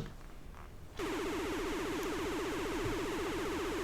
we're going to go ahead and we're going to let this feels about this game. We're going to let this credit sequence play through and listen to this sweet closing music. I didn't call it out, but I really liked when Withheld finished and then joined chat and said, like, I really want to not like this game, but it's just too cool. And I definitely can understand where that's coming from. Yeah, there's a lot of frustration. We saw the players early on. They dealt with a lot of the cruel instant death traps that was in the first goal. The second goal had a couple of kind of cruel tricks to it. Or actually, it was still in the first goal when we fought Magma the Fierce, and the game gives you like just a full inventory of weapons, and absolutely none of them are of any value fighting the boss. Mm-hmm. We saw some struggles with hidden passages. Chapter 6 had a couple of nasty spots where you had to figure out a secret passage, either a hidden ghost or an unmarked wall to walk through. We've seen players, we've saw at least one player just walk directly into a Moai statue before he spawned and die instantaneously. We saw giant bowling balls of instant death.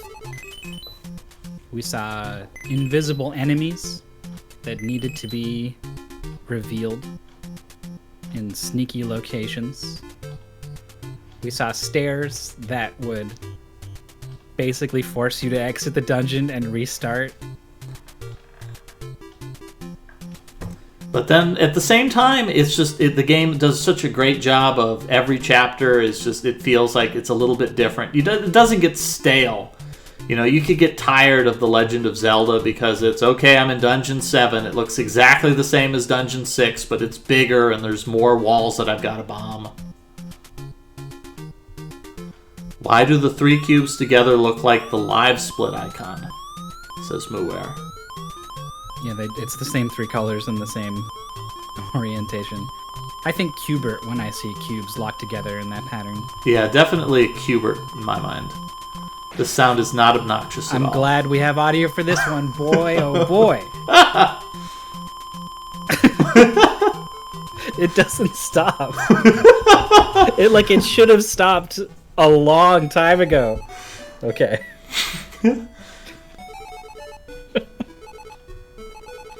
Oh god, I forgot about that one.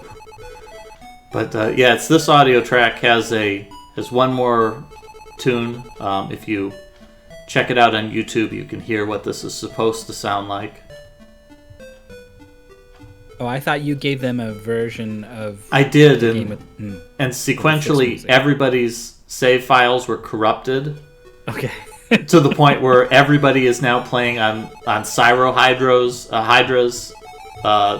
game file that he lives on, despite having quit during segment 2.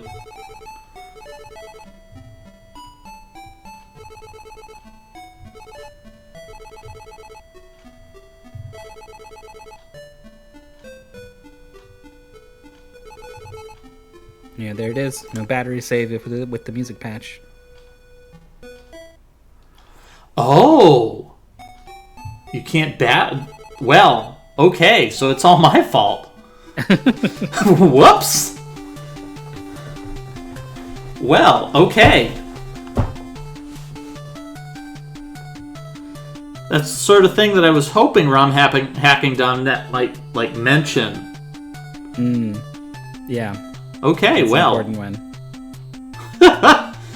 But the ending theme is not bugged, so we're hearing this in its full glory.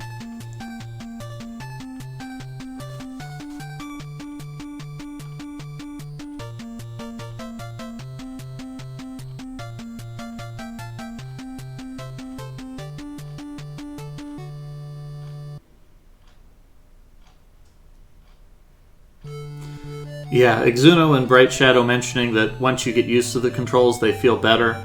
Especially the jumping across tiles. Once you understand that you have buffering on those, you want to be on tiles all the time because you move optimally every time. Yeah, I agree with that sentiment. When tiles are involved, I still all the way to the end of the game did not like the startup frames walking around on the ground. Jumping, being stuck, being neutral jumps, and particularly if you are trying to run right and then tap left and attack and then run right again, there's some awkwardness with the movement there, with not realizing if you're going to be moving forward into the tile you just came from, or if you're going to stop on a tile and turn around, and that was still getting me as well, even in Dungeon 7. I was so I mentioned before I'm playing an Amiga game that I saw McCall playing, and it's sort of a Prince of Persia style of game, but you've got a gun in it because it's sci-fi, and it has this really cool mechanic that if you're running in one direction, when you hit the other direction, you kind of do a skid, like you're going to turn around. But you don't slow down when that happens. And one of the mechanics that apparently will be useful later is that you can run one direction, you can hit the opposite direction to start that skid, and if you shoot while you're in that, you'll shoot behind you, but then you can hit right again, so you'll continue to run in one direction, but you can shoot behind you. And it's really just, it's well designed that you can do it, you can execute it accurately every time, but it's optimal that you can run one way and shoot behind you. That sounds satisfying. Yeah, I almost debated that it would be a fun one to do as a segmented race, but it's got like 34 levels, and it's like 8 hours was spent on the first 10 levels in the stream, so it's sort of like, no, this would probably take like 3 months to play through if we did it segmented.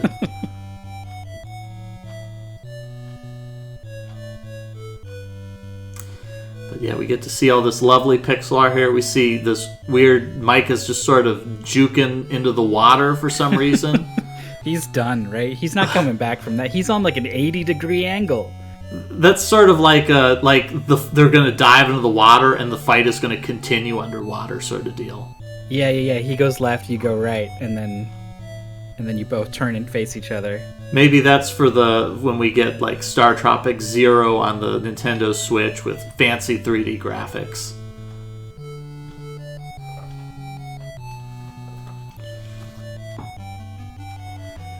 Yeah, a couple of people have talked about Startropics 2. We probably won't do a race of Startropics 2. My personal opinion, Startropics 2 isn't as good as the first one. It's got some improvements. It's got some parts that are iffy. But I think we're going to do some new games. So with that said, there's a lot of games out there, it turns out. Yeah, there's a lot of great games. So as we talked before, next Sunday, that's going to be 1 week from today, at 2 p.m. EDT, we're going to be doing Myst. It's going to be a cooperative race. We're going to have a lot of people joining. It's going to be an opportunity. Yeah, if you wanna pick it up, we'll probably find the original version of the game that you'll be able to download, and of course you can purchase it on Steam. So if you want to join in that race and you want to have a screen that you can click on, there's a couple ways to do that. It sounds like we've got a couple of people who are going to just be streaming, and they'll be open for jump on in and tell them the answers to the puzzles because they don't want to deal with the puzzles. So there'll be an opportunity there too. So if you are blind to Myst and you want to join in, that's a great opportunity. It's going to be 100% cooperative. We're not going to encourage anybody to be competitive in that one. Everybody's going to be sharing information, and we're going to see if we can get a bunch of blind people to beat Myst online. Nehru the Wise asks, any important difference between the versions of Myst on Steam? If you get the Masterpiece version that doesn't have the 3D movement, it's the same game, and I think the only difference is just they have higher resolution versions of some of the animations that are pretty tiny in the original game. If you get the real Myst, it's got 3D. I'm informed that it still has a 2D mode on it. But for the most part, any of the versions of the original Myst that you pick up on Steam will work for this race.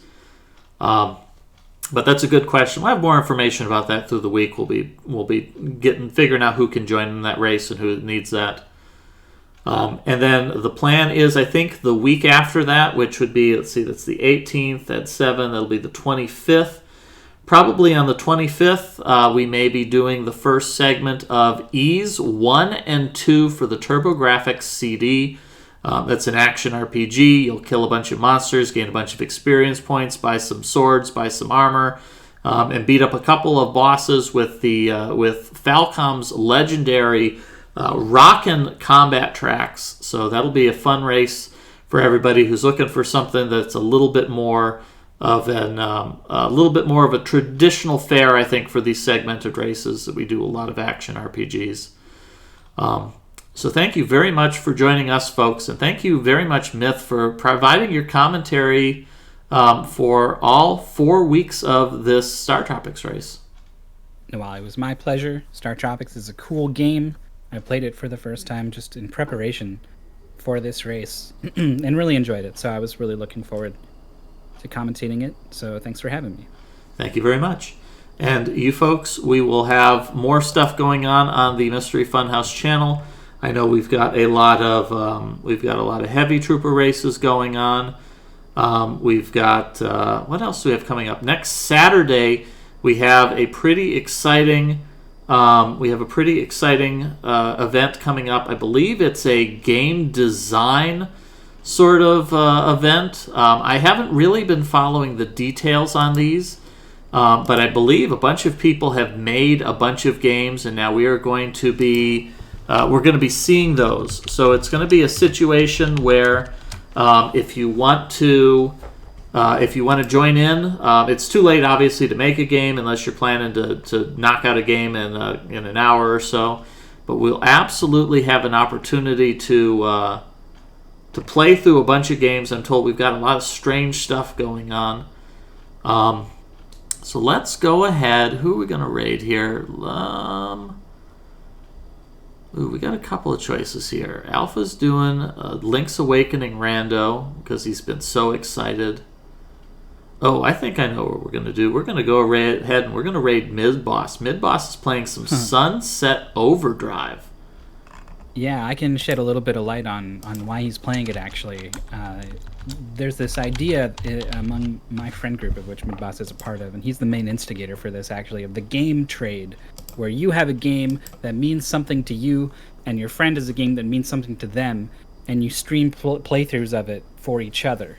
So Midboss is playing through Sunset Overdrive for Anise, and Anise is doing something for Midboss. I forget what the trade was, but you can ask him about it. Yeah, we'll ask about it when we get in there, and we can find out what kind of fun games there are. We've got a whole mystery community of folks who play casual games, not here on the Mystery Funhouse channel, but on their own channels. So Midboss is one of those, so he's another fun channel to follow if you want to just see a bunch of games being blind played, and it's going to be a lot of unusual stuff that you're probably not used to. So that is the end of today's broadcast. Once again, we've got next Saturday is going to be the community event. We're going to have a bunch of games that were made by members of the community. And next Sunday on the 18th, we're going to be doing Myst for the PC. That's going to be a cooperative race. Anybody who is blind is welcome to join us. Just be here in the Discord maybe an hour beforehand, and that'll give you enough time to get everything set up and ready so that you can participate. So everybody have a good evening. Enjoy the rest of your weekend, and we'll see you here again on Mystery Funhouse. It's always a mystery what we'll be playing, but we will find out what that is together. So everybody have a good night, and we'll see you here again next time on Mystery Funhouse.